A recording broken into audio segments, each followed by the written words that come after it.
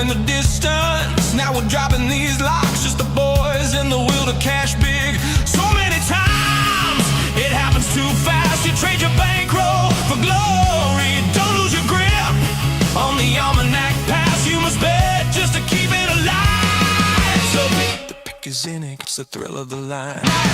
Dialing up to the challenge of the books, and the last known survivor stalks his edge in the night. And he's watching us all. The pick is in. Face to face, out on the air, hanging tough, staying sharp. They stack the odds, still we take to the square for the win with the skill to survive. The pick is in, it's the thrill of the line. Dialing up to the challenge of the books, and the last known survivor stalks his edge in the night. And he's watching us all. The pick is in. The pick is in.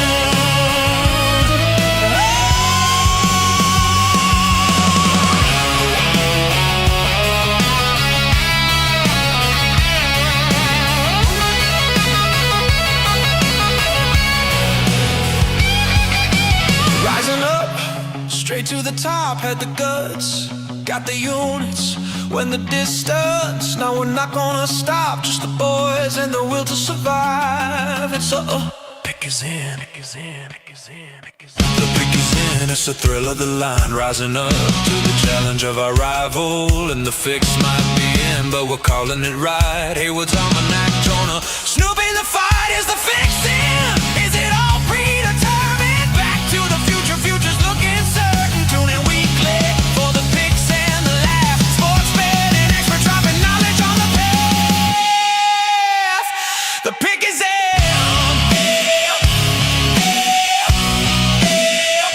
The pick is in.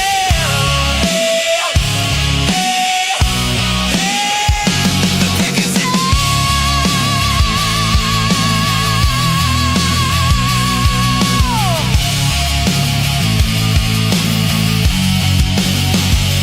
pick is in. Pick is in, pick is in, pick is in.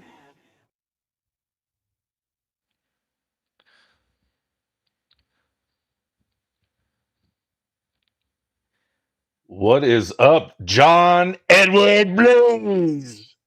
Oh shit! What's up, Snoop? My old alias. What up? The Pick is in podcast. Happy Thursday night. What up, Snoop? What up, what up? How you doing, doggy? How you doing? What is up, Mr. Templar? Templar. A lot of love for that guy. Man, I love that man. He's a great guy. It's pretty all right in my book. Yeah. What up, baby? Happy Thursday. Man, what a week. What a week. Man, craziness week with all the stuff that's happened in the NBA this week. Man. Big week, Yeah, dude. as some would say. I mean, we had the NBA draft. That's a pretty big event. I'm surprised they have it so quick after the season ends. Like it's a quick turnaround time there. Right? It is. And it was the first time it was on a Tuesday. Yeah, it's usually on a Thursday. So, yeah. And plus, we got all the trades that happened. A bunch of stuff to dive into. Locked and loaded with a show, man. Man, we got a lot of stuff to go through. Did some trades happen? Maybe. We'll get into that. But first, hey, let's dive into it. Work of the great people. Find our great work, Snoop. That would be on the Substack page, phoneboothpodcast.substack.com. Dude, there's tons of great content on there too. The Phone Booth Podcast, the Here's the Thing podcast, which I need to update. I haven't been updating that, so that's my bad. And then we got the Phone Booth. Dude, they had some amazing episodes. That one right there with Escanor is an amazing episode, which, for those that have never watched a Phone Booth episode, that's a great one to start with. Check it out. Then we got the Pick is in, of course. The Philosopher King is after that. I don't know what's going on with him. Has he been posting? I don't know. Let's see. No, he's not.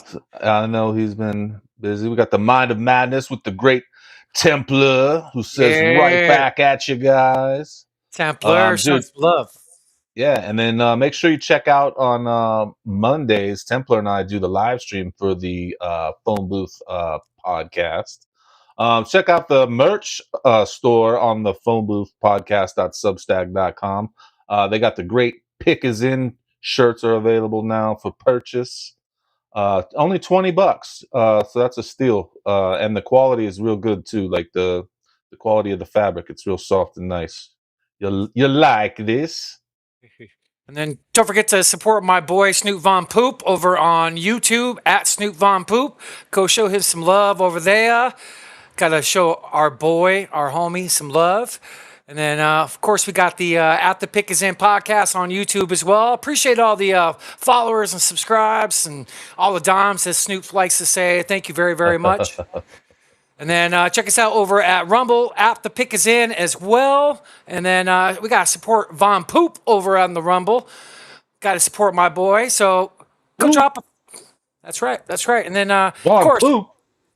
Von Poop. And then don't forget to follow my boy over on X at Snoop Von Poop. And of course, yours truly over on X. So appreciate all the people that give us the subscribe, all the support in the space. Much appreciated. And cheers to you guys. Cheers, everybody. And cheers to Snoop. Cheers to you, my almanac. Oh, man. You know what we're going to start off with? We have to. This is a year and a half in the making. So let me see if I can pull this up here. Your team finally got him, Snoop. Finally got him. You want to dive into that? Let's do it. All right, boy. So, hey, Giannis is now a Miami Heat. Dude, exciting for you. And so, what was it? What, Monday? All the rumors are circling. You know, Boston was involved with Jaylen Brown. The rumor was Jaylen and 2 first, and you guys mashed it. I want your thoughts on everything you gave up. I got details of the trade right here, Snoop. I'll give my take after yours, but this is your team. I want you to talk about it for a little bit. How do you feel, and do you think you gave up too much? It's an awful lot to give up for an aging veteran. I almost would have rather kept Tyler Hero and given up Bam instead. I think that would have been a much better team to run with. I liked that young guy there, Kasparas Jakunis. Yeah, he's supposed to be a stud later. Yeah. But, you know, it's good to have Giannis, or as this dude would say. One player who's having a monster start so far is the Greek Freak, Giannis Antetokounmpo of the Bucks. The Greek Freak, Giannis Antetokounmpo.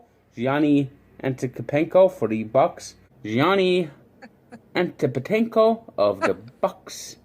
The Greek Freak had a big day. Today's birthday shout-out goes to the Greek Freak, Giannis Antetokounmpo. And it's a Pinko Kopopo, who turns 23. 23.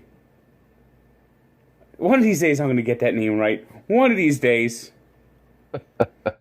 One. Fucking somebody that's worse than me on pronunciation. My God. It takes a lot too, Millie. You're bad. What you called Wrigley Field a couple weeks ago. You said Wiggly. I was like, what the fuck, bro? That's pretty funny. But yeah, in the trade, Bobby Portis, I like that for your team. I do like that. But I don't understand why people get so high on Bobby Portis. Is it because his eyes are so big? Like Well, I don't. I've never been a big fan of Portis, but I think we gave up a lot, you know, and now we are in a position where we need a lot. We need a whole, you know, roster of people. I hate giving up Ware. I would have loved to have kept Ware. You know, that's the other thing is I would have liked to have kept from that deal there is Ware. He's something special, but I think that's probably the player they were high on the most. You know, you know, there was speculation of Tyler Hero going elsewhere in those 3-team deals. You know, you had mentioned earlier. Right. That's kind of crazy how Boston was offering Jaylen Brown. It's the second time he's been offered a deal. So something to look out for in Boston. He's not going to be wanting to play there after they wanted to ship him out twice. So there's going to be some fallout there. Apparently, he's in talks with Boston about possibly getting out of there, and they're talking to other teams. But Snoop, what was your first reaction when you saw how much you gave up for Giannis? Just a little too much? Yeah, I mean, look at how many draft picks is that? And Yeah, and one this second, is three first. 1 second, three first. okay, but you also gave up the number 13 overall pick in this year's draft. Yeah, And like so I said, four. that Kasparis is an exciting point guard. Khalil Ware and Tyler Hero, that's an awful lot. I mean, I Yes. don't know that it. I don't think Milwaukee moves the needle very much for them either. I think they made another move, if I'm not mistaken, too. I think they got somebody else, maybe. Um, didn't they? Or am I mistaken? Minnesota did. I don't think Oh, Milwaukee I did. know There's a lot of Minnesota moves, did. but Yeah, it was a lot to give up. I mean, what, four first, second? he hasn't been healthy the last two seasons either. So I'm worried to see how he recovers. And Right, and right.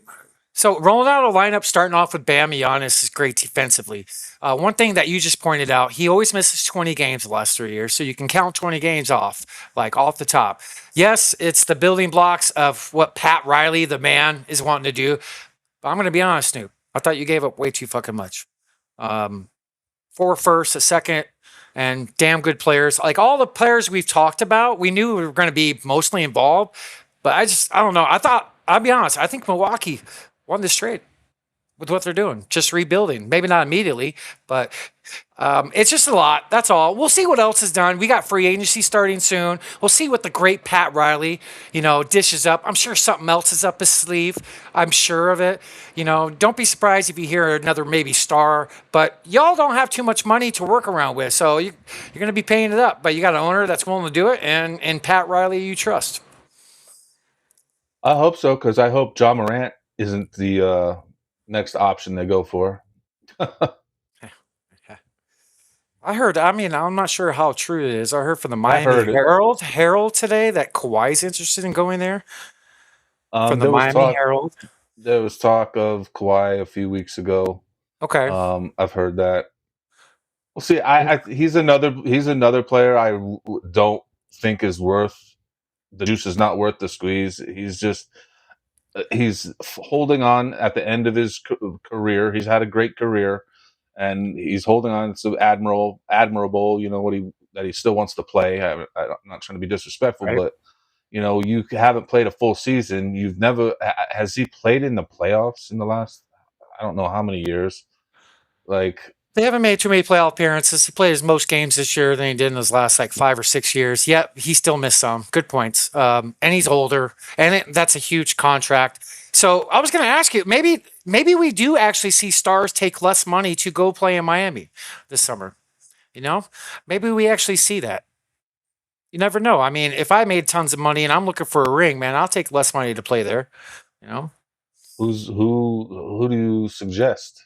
I'm not knowing anybody, not no homework off the top of it, but I'll get wild for a second. Let's just say if LeBron says, I'll take the league minimum to play in Miami. Just an idea. Just an idea. Not saying it's going to happen. There's no truth to it, but I could see maybe. Well, Somebody's- The Lakers have not made any offer. There's been no talk there from what I've heard about that. So, Okay. I don't know. I mean, I guess I guess it would be a good fit for Braun. Be something for him if he wants to continue to play. I mean, he plays at an elite level still. I feel like I'm just I'm not a fan of taking time off. Because he's another player that'll take time off just for minutes restriction or whatever. You know what I mean? Right. I'm not a big fan of that era. Right. So, hey, man, your team got him. You've been saying it, Miami, and it finally happened. Kind of crazy how everything went down. Took long enough, but we'll see what Pat Riley dishes up, man. You guys aren't done for sure. You got to fill out the rest of your roster and see what other moves are on the horizon. I mean, You got a guy down there that's willing to pay too. So I mean, even if it goes in the second apron is where it really hampers you on doing things. So we'll see what happens, Snoop. Excited for the Heat, dude. For you, got Giannis, man. Got Giannis. So cheers to Snoop and cheers to the Miami Heat. Yeah, we'll see how they play as a team. I think having Powell there is a great addition. In Miami. You might I not like be that. able to afford him yet. Is he a free agent? I think he is. I'm not sure. Let me see. Let me see. I think he is a free agent. I do like him. Me, you guys getting him in the trade last year. I don't remember. Yeah. Let me see here. All right, he's in the final year of his fifth year, $90 million contract. He's scheduled to be an unrestricted free agent. Wow. His next deal is projected to be around $25 million annually per year. Sign him. Yeah, we'll see. Got some work, Mr. Riley. Got some work. True that. So before we, no, it's exciting, but I get nervous, on deals like this, even if Giannis can still play at his level, he's still down a step, and he's playing less minutes than he has the last 2 seasons. So I expect him to have about the same type, which sucks, because then he's not eligible for any of the teams or MVP or any of the awards, the accolades that come. Not that those things really mean much, but it's like you want your superstars out there to perform. If you want to charge this amount of money for these tickets for these games, these players need to play those fucking games. True. And another advantage that you guys do have, just thinking of it, you're one of only a couple teams that don't have state tax. That could lure some people into it. I mean, that's a big chunk of tax coming off. I think what was the other state? There's another state that has that, but yeah, Miami has that as well. So there's a bunch of them. Okay. Tennessee is one. Texas is another. Yeah, I was looking at a contract for somebody the other day that plays in California. My God, like 68% of his contract went to taxes. Well, that the players, the way that their taxes are done too, like because they work in those other states, like California, they have so many games in California per season, they get taxed at a different level on those particular games. It's interesting because they make less money on those California games than they do in like, a Texas game. Yeah, totally. So anything else you want to add on since we're leading off with the big news of the week with your team getting Giannis? Anything else you want to add to your team's new addition? No, I got nothing more on Giannis. All right. Shoot, actually, I'm going to change my mind. Before we dive into the NBA draft, I'm going to knock out some of this news with NBA, and then we'll get into the draft. Does that sound okay? Yeah. Do it. All right. So we're going to knock out some NBA news from this past week. I got something shared up on the screen. Trae Young and the Washington Wizards reached an agreement after he opted out last Friday, 4 years, $212 million to stay with Washington with a player option in year 4. The 4-time All-Star declined his $49 million player option for a long-term commitment ahead of free agency. So that's news for Trae Young. And then huge news, Snoop, LaMelo Ball got traded to the Minnesota Timberwolves. Crazy. For Naz Reid, a 2033 unprotected first-round pick, 3 first-round pick swaps in 28, 29, and 2030, and 3 second-round picks, 29, 32, and 33. So 3 first-round swaps, an unprotected first, and 3 seconds for LaMelo Ball. And they gave up Naz Reid. He's a pretty good player. So Anthony Edwards now has a point guard in the backcourt. What's your thoughts on LaMelo Ball going to Minnesota, Snoop? I'm not a big fan of him, to be honest. I don't know if it's going to work out the way they want it to work out. I don't think he's going to like playing second fiddle to the Ant-Man, to be honest.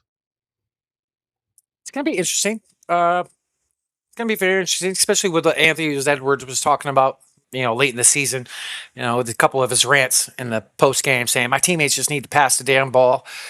So he can play. His ankles always worry me. The dude is a freak. He can shoot. He can hit 7, 8 threes in any game. He can dish out 10 to 15 assists, but the dude's fragile on his ankles. So something to keep an eye on, man. Yeah, he always gets hurt. I mean, I could hit 7, 8 threes per game at this age too. He's heating up. He's on fire. Boom, shakalaka laka. A lot of people were maybe upset at that deal. I personally don't care. I don't think it moves the needle much for Minnesota. We'll see. We'll see if they can play together. Yeah. And it's the same thing with Giannis and Bam and Miami. We'll see how they gel together. Gonna be interesting, and I think Ant-Man's happy from what I've been reading. So I mean, gonna be interesting. I'm hearing rumors they might not be done. So who might not be done? The T-Wolves. The Timberwolves. You think they're done? They're not done making moves. Not done making moves, from what I'm hearing. So I mean, we'll see. The new NBA is different. With the salary cap, it's harder to build a dynasty. You can't draft your team and keep them together. The exception is OKC, right? Because they did it before. San Antonio. But it's just hard to keep your team around, especially with that second apron and what you got to do. So it's going to be interesting. Very busy week. We'll see what else happens. I got some other NBA news.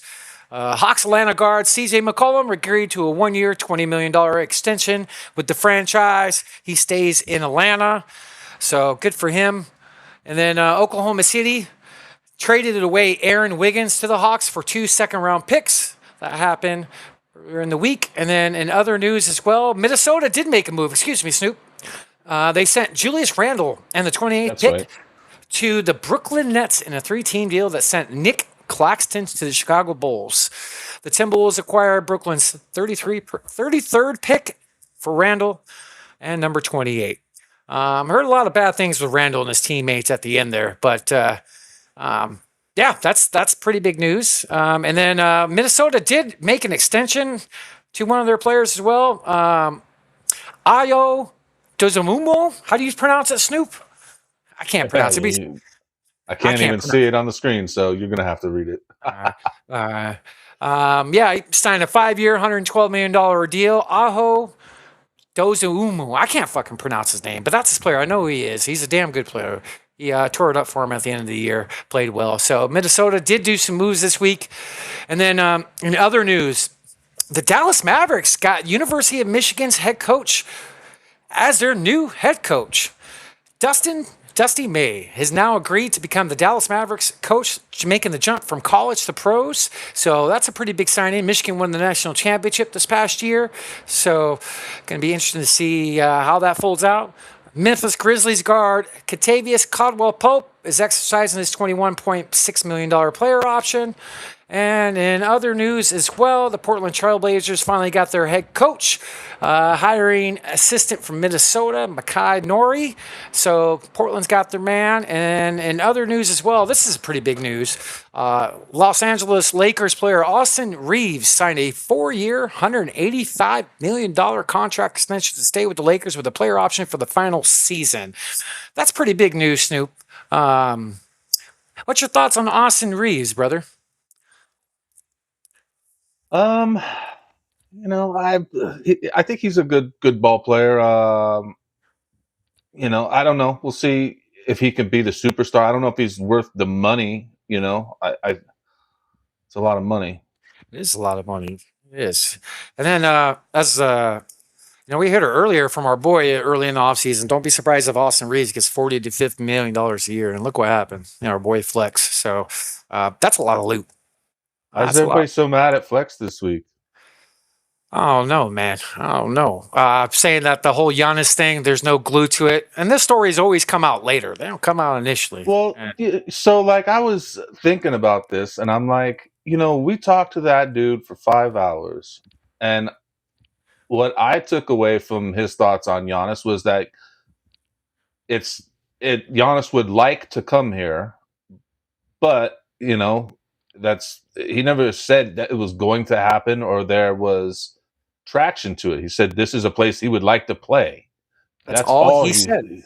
He didn't say we're the front runners. We're going to get them, so on and so forth. Didn't push it into the narrative in the media. He just said we're on his list. Doesn't mean we're going to get him.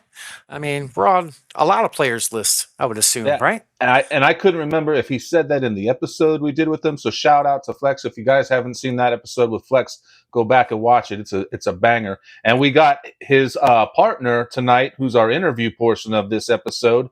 We got Nephew from the Unc and Nephew podcast. We got Suns Worldwide on tonight. So, but yeah, no, that's what was kind of surprising me about, like all this Flex hate coming out of nowhere. Like he's, in my opinion, still the best, like in the business, like, and maybe, like he's just choosing his words carefully, but that's what you're supposed to do. He's not supposed to say, oh, he's for sure, he's coming here, the deal is done. Imagine if he fucking said that, like, like how many people call stupid shit and it never comes to fruition. So 100%. I never heard him say, Giannis was coming here, or Giannis wants to come here. There's a deal in place or anything to that effect at all. He said what he said was, he would like to come here. People take what he says and stretch it. You're right. So, I mean, we're going to have his back, and we still feel like he's very honest. He says things correctly. He doesn't push things that are not fake. Most of everything he says comes to fruition eventually. You got to wait for the stuff to come out. And he is one of the best in the business. He still is. Shout out to Flex. If you're out there, if you're listening, much love to you. You got some family over here at the Pick is In. We got tell him, hey, yeah, Flex, if you're out there by chance, send us a DM and we'll send you a link. You can come join us. So what's up? I did send him a link just in case. Just in case. Yeah, all right. Cool. All right.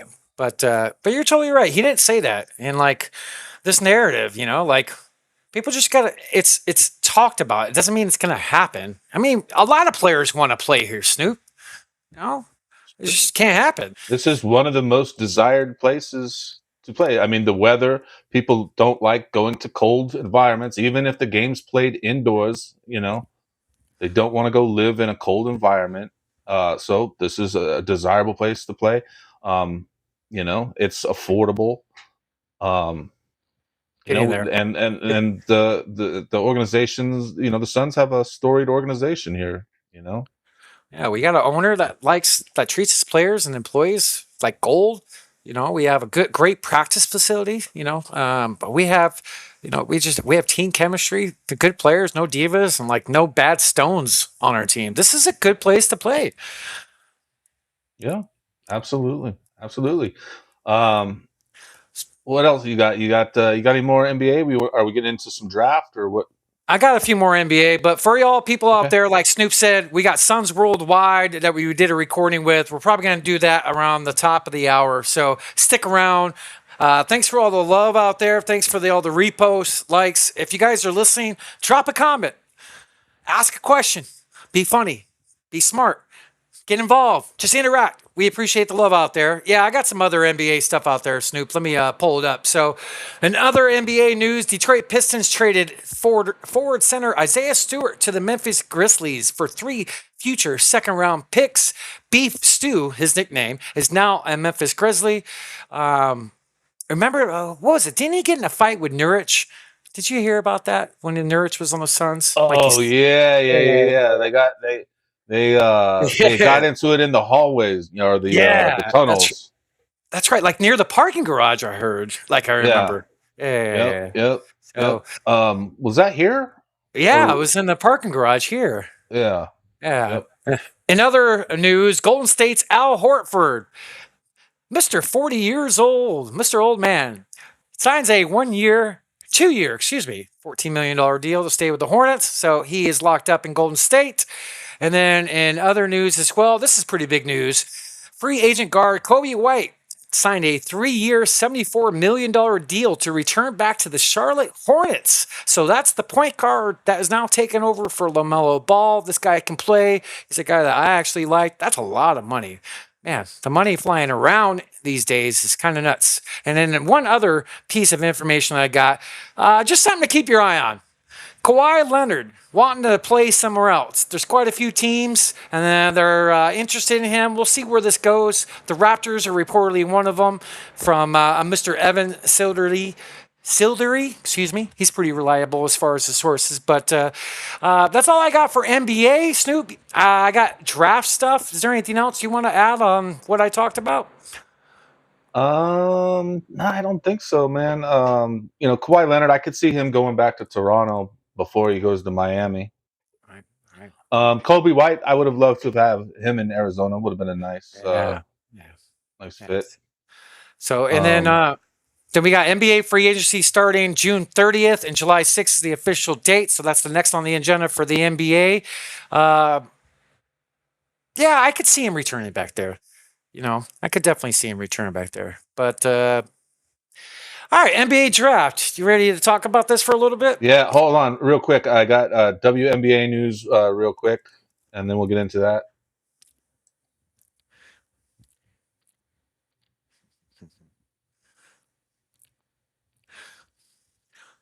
Send her a link, Snoop. Is she pointing to Snoop? And that is all from the WNBA news. Sophie, if you're out there, DM Snoop. And we know that you are. DM me. DM Snoop. I'm still at Snoop on Poop. I want to go back to, let's talk about the NBA draft with our Phoenix Suns. I'm not going to show it, but shout out to our boy Flex. He was on Channel 10 Sports Night Sunday talking about the draft beforehand with my boy Richard Sines. Not going to play it, but in a nutshell, he just says, don't be surprised if we move up into the draft. Something we've done in the last couple years. And it's nice humble brag there, dude. My boy Richard Sines. Listen to you. He is. He's my brother. What up, Richard Sines? We know that you're out there. Come on the show. Yeah, that'd be great. That'd be great. But yeah, we got so the Suns basically got their guy. They traded up and they took Koa Pete from the U of A. So what do they give up here? Let's see if I can pull that up here. Let's see. Sorry, Snoop. Oh, I got tons of tabs. What did they give up? They didn't give up anything. They drafted him. they moved up, Snoop. They're at number 47, so they traded number 47 and 2 future second-round picks, 1 in 29 and 1 in 33, to move up in the back end of the first round to take Koa Pete from U of A. So they traded away 3 seconds to move all the way up, Snoop. That's true. And so a little bit about Koa Pete. I had here. He's born in Gilbert, Arizona, a hometown boy. Won 4 state titles at Perry High School, 3-time Arizona Gatorade Player of the Year, helped lead the University of Arizona to the first Final Four since 2001, and he's now a Phoenix Sun. How about that for the hometown boy, making it all the way to the NBA? It's a cool story. I hope he is the guy. He's a wingman, though. He's not, I would rather have seen the Suns get a big or a point guard, like we've talked about. He plays in the paint, Snoop, 6'7", 240. He's not that great of a shooter. He gets most of his points in the paint. So it's actually a guy that can bang a little bit. He's not the most explosive. He's got a large wingspan. His motor's great. He is a leader. He is a winner, which he's won everywhere he's gone, and his teammates love him. Local boy, so great story. Yeah, Perry High School here in the Valley. I have a clip from his high school basketball coach that would like to share and talks about what type of player he is. Am I good, Snoop? Yeah, go ahead. Raised in a football family. He is not afraid of contact. He will initiate contact. He likes to play physical. He likes to play aggressive. But on the court, this is another thing that I think separates Koa is his will to win. And I put that as a dog. Like, his passion to win is off the charts. And that's why he's won at everything he's done in high school, with USA basketball, with U of A. The kid is in practice and the kid wants to win in everything he competes in, and he's a dog. Yes, absolutely. Then I got another piece of video from Suns GM Brian Gregory that talks about him. I would like to Highly share. talented. I'll pull that up here, Snoop. When you have Am I good? Yep. when you have a kid like Koa coming in, you know there's just a great fit. Brings everything that's important to us. High character, highly talented. Great competitor, great winner, and maybe that winning piece is the thing that was so important to us. 4 state championships, 4 gold medals representing the U.S. on different levels of USA basketball. Obviously did a great job this year as a freshman at Arizona with, I think, school record 36 wins, gets him to the Final Four. Most outstanding player in the West Regional in the NCAA tournament. Every big game in that, 21 in the Sweet 16 game, 21 in the Elite 8 game, double-double in the Final Four game. I can go on, but the most important thing is when we look at what we want to constantly draft and bring into our organization, Cole Pete has all of it. When you have And then, dude, Snoop, he didn't even come in for a workout until Sunday night. And I have a little video from the great John Gamador I would like to play. Can I play that? Go ahead. The Suns never worked Koa Pete out. They were picking at 47. There was no reason for Koa Pete to work out to the Phoenix Suns. They didn't have a first-round pick. They didn't have an early second-round pick. They were picking at 47. So but as the draft got closer and the Suns were, looking at the possibility of getting into the first round somehow, some way, because they liked Koa Pete, he came in for a visit on Sunday.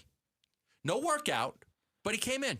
I live here. It's just a little trip down the street. Why not, right? It's just something nobody knows. Nobody knows this. But he came into the facility on Sunday, spent about an hour, met with a bunch of people, because at that point, he was made aware that the Suns were looking to get into the first round for him. Yeah. For him. So he was at the facility on Sunday, just 3 days ago. So pretty interesting. I didn't know that about his background. 4 state championships here in Arizona, 4 gold medals. He led the U of A team to the most wins they've ever had, and U of A is a storied basketball, historic franchise. That's kind of crazy. He's a winner. What's your thoughts, Snoop? Yeah, I mean, I didn't really know much about him. So yeah, I mean, I'm excited to see how he plays. Like I said, I'm not sure he's the player I would have taken. Like I said, but what the fuck do I know? I'm not a general manager of a basketball team. I'm not even the general manager of a fantasy basketball team. How about that?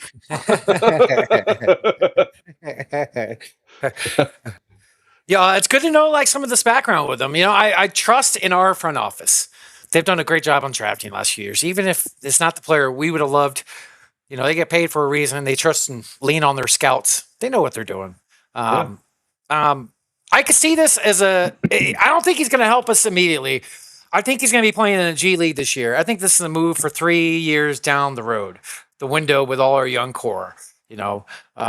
As long as he can improve, some comparisons are being compared by some people out there, like our boy Flex compared him to Grandma Ma, Larry Johnson, and there's some other comparisons out there. I heard of Tobias Harris, if he improves on his shot. Tobias was just a mid-range type of scorer, but we'll see. I definitely trust our front office. Yeah, I agree. They've made the right moves lately. We had a little bit of a rough patch there with couple of players we don't need to name. They're gone now. Right. But I think last season was a good reflection of the moves that they're making. So Right. I'm excited, to see. So did you hear the news with since we're talking about it? Colin got extended. So the goodie. I did. Let's pull that up for the people at home. So Colin Gillespie signed a 4-year, $48 million deal to return back to the Suns. He spent his first 3 years on a two-way contract after going undrafted out of Villanueva. Man, that's awesome. He was undrafted, and now he's getting banked. Dude, congrats to him and his hard work. I thought this- Villanueva guy? Villanueva. Villanova. Villanova. Thank you, Snoop. Thank you. Oh, Yeah, boy. this I'm going to have to make 2 clips tonight. this is a good sign. I thought it was kind of a must. The money's a little bit better than I expected. Congrats to Colin. And then we also extended Jordan Goodwin. 3 years, $19 million with a player option for the 3rd season. So congrats to the Suns for getting money done and deals done. And then we have breaking news coming into the show, Snoop. Breaking news, Snoop. The Suns have signed Mark Williams literally 1 minute before the show started. 3 years, $38 million. So technically, this is lower than what was expected. I was expecting 14 to 15. This is an annual 12.7. I'm down with this. I'm down. This guy is a big that can come off the bench when Molly Watch starts, going later down the road or whenever that is. 12.7 for a good backup big or potentially someone that can start too. I think that's a good deal, Snoop. That's a good deal. Well, he's going to have to change his jersey number. Yeah.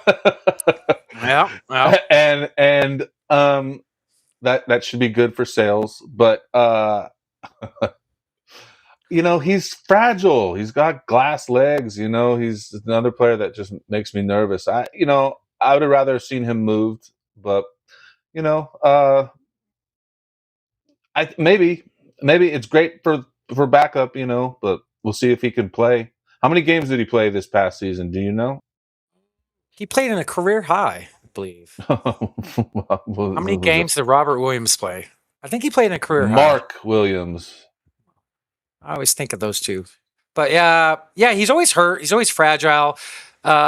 You remember we was talking to Espo about we heard some possible new hires for training staff on the Suns, and he didn't get like the names. He said there's rumors of it. I wonder if that has any hand in play with like trusting his medical background, because that's definitely a question of mine I had before.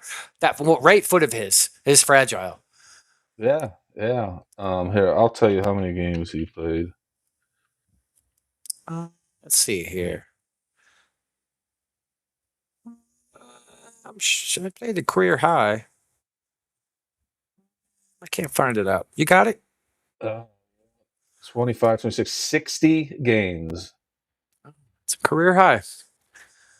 Okay. So, 60. I mean, that's 75% of the season, So he missed Right. 25% of the games. Okay, let me ask you But, Molly let's look at the years before that, though. Oh, yeah. 44, 19, and 43. That's a problem.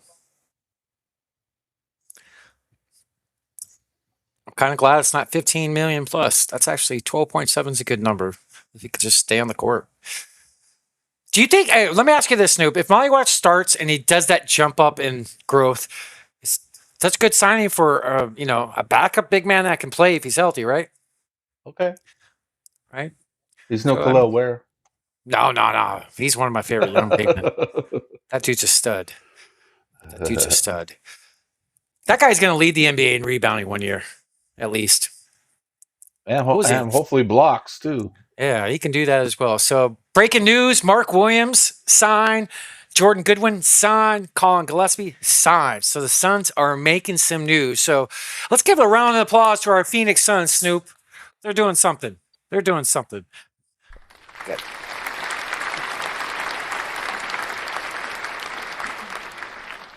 See. Shazam. That's right. What a shot. What a burger. Hey, I want to talk about, are we doing the NBA draft or what? Yeah. Let's talk NBA draft. Here, let's do this. Let's pull up, first and foremost, let's pull up what I got up. I'm going to show all the draft picks for all the people at home. So this is for the first round, everybody. I'm not going to name off everybody, but it's a very deep draft. A lot of these players can play, man. We the guy we got, some insiders had him as a top 20 pick. So that's the first round. Our second round as well. I will talk about Baba Miller. He went to the Clippers. That's one guy I really love that we talked about. But yeah, NBA draft, it's all done. Now it's on to NBA free agency. What you got for NBA draft, Snoop? I got one thing to talk about, and then we'll talk about your guys.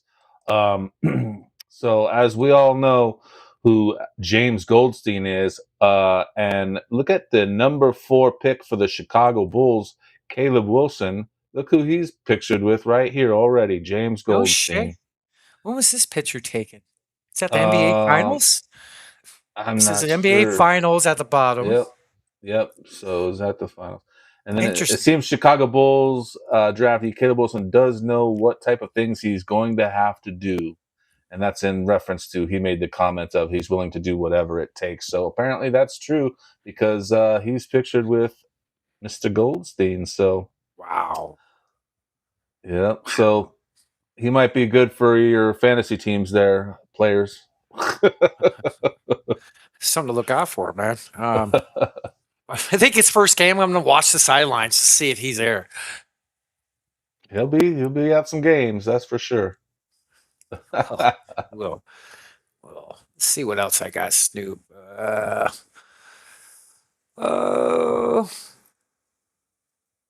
I got a Devin Booker, Melvin Booker video we could show. We could do that later too. Whatever you think, brother. Let's what's do it. your- Let's do it. Let's just All get right. through the draft. right. And then we can do some Arizona history later and include that in there or whatever. Yeah, we can include that in there. And let me see what else I got up in here. Give me 1 second, Snoop. You got anything else you want to share or talk about? No, I think the rest of the stuff I got is all football. So Let me see here. You know what number Giannis is going to wear? Is he going to keep the same number? I imagine he'll wear 34. Why couldn't he wear 34? Is 34 retired by Miami? I don't think so. I don't think it is either. Let's see here. Let's see what else I got here. I know that 23 for the Heat is for Michael Jordan. Isn't that because of Pat Riley? Didn't I he don't do that know. because I think he did because of him. I don't So know. Yeah, 34 is open. So I imagine that's what he'll wear then. all right. Thank you to all the people out there. We knocked out NBA draft, some Suns news, NBA news. We're gonna do NFL news after our recording with Suns Worldwide, which we're gonna show here in a very soon. And then we got some Arizona sports history. Anything else you want to pop into, or should we maybe roll into the recording?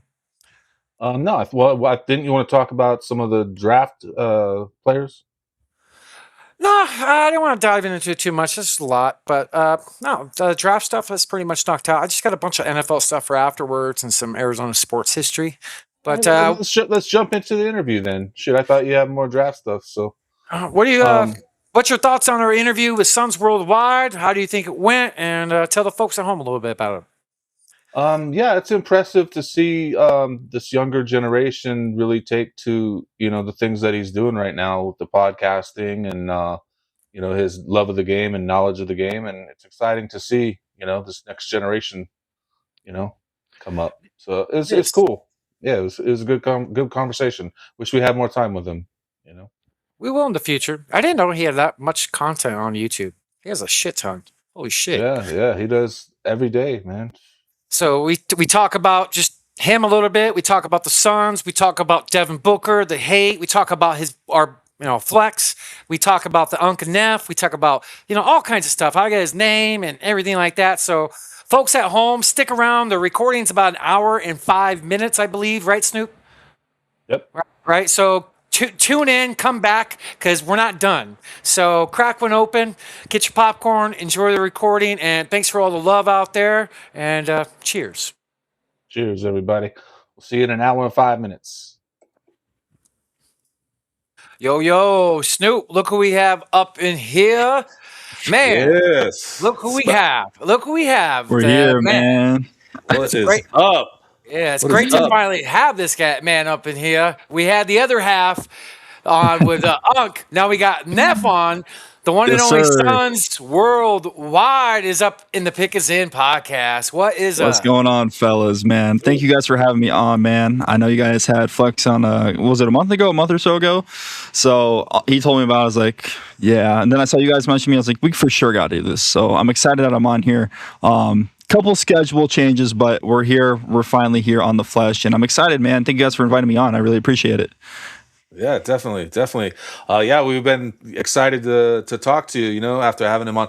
He's not only is it, one of our, most popular episodes with Flex, but it was also one of the most fun too, because what people don't realize is that that I think it was one of the longest ones we ever did. Yeah, but Flex can also, talk. yeah, but on top of that, yeah, what people don't 5 know hours? is like what they don't know is Yeah. that we talked to him after we ended the episode for another couple hours. You know what I yeah. mean? It was like, damn. Yeah.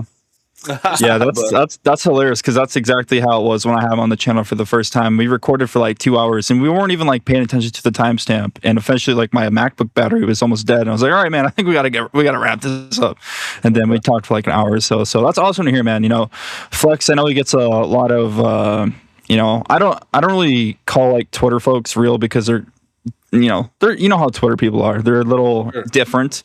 But he does get a lot of flack for, I don't know why, actually. I really don't know, to be completely honest. But he's one of the most genuine, like, humble dudes I've ever talked to. And, honestly, I obviously have a lot of respect for Flex, as I was coming up, like, within the space. He was like a mentor to me, so I really appreciate Flex for what he's doing. And now that we have a podcast together now, it's a surreal thing. So shout out to Flex, man.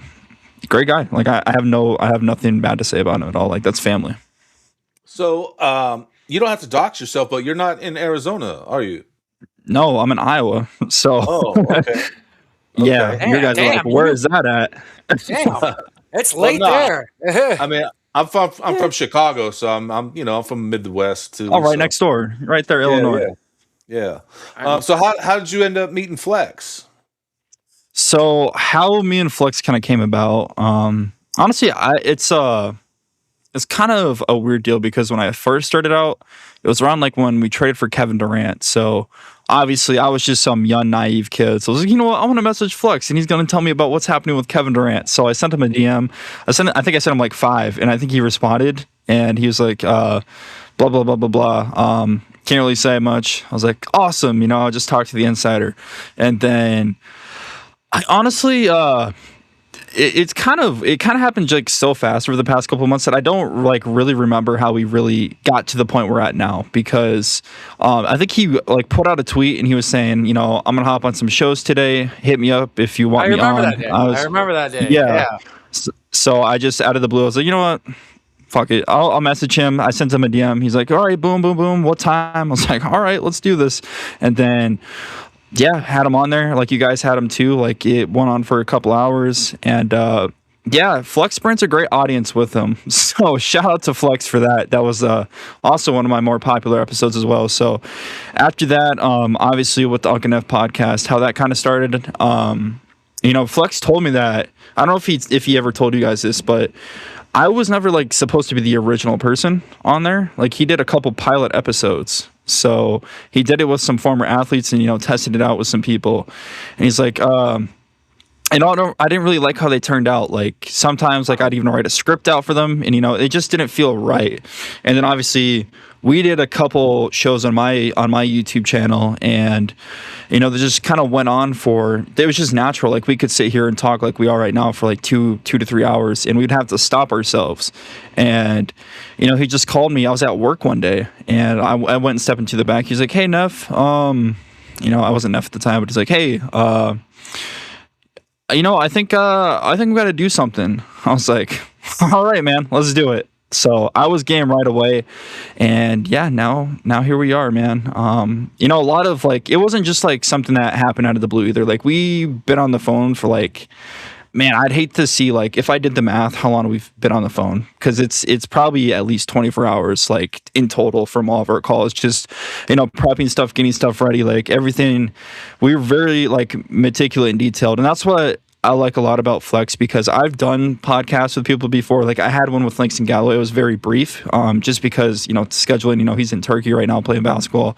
And, I did some with some former Suns, media guys as well. But once again, like, it's, I just never could find somebody that I was ever, like, on the page with. And that's what I like a lot about you guys, because you guys are, like, you guys have a schedule, you guys are set, and, you guys are you just work together. Like, to make a great show, you need a great pairing. Like, I don't know, it's that's what I was, like, very meticulous about, and I've never felt like I've had somebody that I've been with or worked with that has been, like, as detailed as me. And I'm not saying I'm the most detailed person or creative mind of all time, like, no, but I just I put a lot into it, and when you're with somebody that doesn't really put in as much, it kind of sucks, and you kind of just pull away from it. And yeah, so that's why I like doing what I'm doing with Flex right now.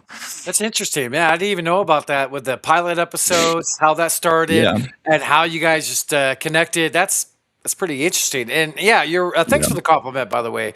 I love my brother Snoop. We work very well together on screen. We try to have everything set, just being consistent, be loose, just shoot from the hip, just being organic. Yep. Maybe have, like, our other stuff prepped for our show. So, how'd you get the name Neph? Neph. So I kind of started the thing where, kind of like a trolling aspect, because I guess people my generation do it too. But anybody that's over, like, the age of 25, I just call them Monk, just to fuck with them, just to mess with them. And then, I brought Flex in the show and I introduced him. I was like, welcome back to an episode of, welcome to the channel. I was like, today we have Unk on. And then the second time I brought him onto the channel, it was, like, really set in stone, because I was like, welcome to another edition of Unk and Neph podcast. And then, boom, here we are. And then, he just kind of coined me as Neph, and he was like, yeah, bro, you're pretty much family now. So you're nephew to me. So that's where we're at now. Dude, what's really cool is, well, I don't know if it's cool, actually, in a way, because, so you and I followed each other for quite a while online. Like, I know it's been quite a while, but I would never see you in my algorithm. And then when you and Flex put this show together, like, I saw you again, I was like, oh shit, I remember seeing that page. And then I'd seen, like, you have a ton of content, man. Yeah, I try. Were you doing, like, your own thing, like, daily? Do you do something? Or? So just on Instagram alone, I think I've posted almost damn near a day for the past 4 years. Like, I just followed you on Instagram today, man. I just but it's a grind for sure. Yeah, I haven't been as active on Twitter. Why do you do Instagram?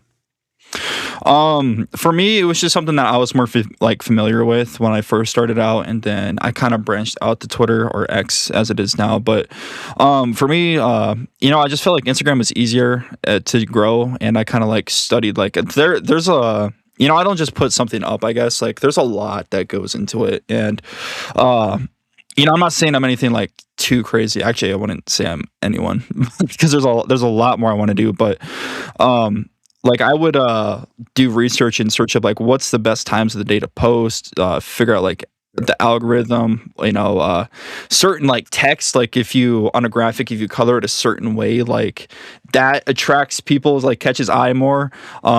Just, like, little detailed things to catch people's eye. Like, there's like very small meticulous things, and everything I try to do is very calculated. And I don't know, on Twitter, like X, like, I probably should take it a little more serious, but that's where I, like, go and, like, do my Kevin Durant type shit where I just go on there and have fun. Like, I guess the reason why I was asking about Instagram is because I've found, like, especially like with podcasting, like, we can only do, like, a live stream. They only will stream for the first hour and then it cuts off. So that's kind of a pain in the ass. And then, and then if you're going to do shorts, it's great for short reel type videos, but doing a long form podcast just didn't seem to make sense on Instagram for me. So that's why I was curious, because like, you do over an hour, don't you, in your videos? Yeah, it kind of depends. Like if I'll bring someone on, I'll go for like an hour and a half. But if it's just me, I try to keep it around like 10 to 15 minutes just because that's like, more algorithm work. Like as you've like reached the 8 minute mark on YouTube, that's like the golden spot. And then after that, it's just I don't know. I feel like anything longer for 15 minutes, I don't think I'm that entertaining as a person, so I wouldn't want to listen to myself for 15 minutes. So I'm like, you know what? I think 15 minutes is, I think, where the cutoff is going to be for me. So that's pretty much where I chalk it up with that. Yeah, you do put a lot of work. Like, dude, you put a lot of work. And you're very detailed from what you're saying. Like now that you're like mentioning like strategic, and there's a lot of work that goes into it. So I mean, for real, like props to you what you've been doing. So that's getting back to like what we were talking about earlier with how you got the Uncle Neph, how you got the nickname, stuff like that. So me and Snoop been following Flex for quite a long time. So we met him 5 years ago, Snoop, at a game, and just like connected. I don't know how long ago it was, but we've been following him a long it time. hasn't been that long because I remember we met Flex at the game just randomly one night, and he followed me on X. It was before you had joined X. It was like when I first joined X. I was small, and and I've kind of grown on X quite a bit. And like, you got like 11K. That's crazy, bro. Shout out. Yeah, but what's wild, dude, is I haven't grown at all in 9 months because I'm pigeoned in the algorithm right now, so I can't grow. Like I have big accounts supporting me with our podcast network, and like our pick is in podcast is getting great numbers on Twitter right now. But like my personal page is just shot, man. And I don't know. It could just be my name. I don't know. You just never know. There's a lot of things that Great can set name, off, by the way. Great name. Come on, Snoop. That's a great name. Real. right? But they look at it as, do advertisers want to work with something like that? And what's crazy to me is when I first started out, I had bidet companies hitting me up. I never pursued them. You know what I mean? They were like, "Here, let us send you some stuff." I'm like, "All right." That's awesome, man. Yes. So a little background story. We try to get to know each other. But Snoop got me into social. I wasn't even doing anything my whole life. I'm a long-time Arizona, born and raised here, sports junkie. It's my life since I was a kid. Just like this brain, just stores, and I love it. It's my number one passion. And Snoop's like, do something. And I just finally listened to him. And I've been on X a year, and now we have a show, and it's phenomenal. I love doing it. I just love connecting and like getting to know people too. Yeah. No, it's great. That's like one of my favorite parts about doing this. Like a lot of people get infatuated about the numbers and, the engagement that they get and the notoriety and the validation. But for me, it's like stuff like this, like connecting with people. Like it's crazy that we can sit on here. I'm in Iowa. You guys are you guys both in Arizona? Yes, sir. Yes, sir. Yeah. 623 West Valley. Like that part to me is just like, that part is what I love the most. Like the fact that I can connect with people like across the world. And that's what played into my name too. Like when I first started out, obviously I was looking at names and seeing what was taken. I was like, I want to do something different. I want to try to separate myself and try to build something different. And that's love why your name, by the way. Love your name. That's why I came up with, I appreciate it, man. So that's why I came up with Suns Worldwide, because my main goal and my still main objective is to connect Suns fans worldwide. And it's crazy. I've formed I'm not saying me, but I've been able to put people together and like they've formed so many relationships and like friendships. Like it's honestly crazy. And that's the coolest part to me. Like anything, like even over like a crazy file, like the fact that I've been able to, like even myself too, I've been able to connect with some people, and when I officially get out there, I have like a great group of people that I know too. But like some people, like just last weekend, 2 people that were my followers linked up in a group chat, and now they're like best buds. They went and got drinks last weekend. Like that to me is insane. And the fact that I've been able to like impact people like across the world, like somebody in England, I think, or the UK bought one of my shirts. I was like, that's insane. In Italy, like awesome. That to me as I don't know. That's what does it for me. Like I was going to ask you the whole Suns Worldwide thing. I'm glad you're telling us about it. Like, like doesn't mean bringing people together like worldwide. Like I like the definition, and it's special. What you doing? That's awesome. Keep doing it, brother. You just need the next beer you need with your last follower, Devin Booker. Devin Booker. So shout out to you for Yeah. getting that follow. I had to say what's up there. Yeah. Shout out to That's- Book, man.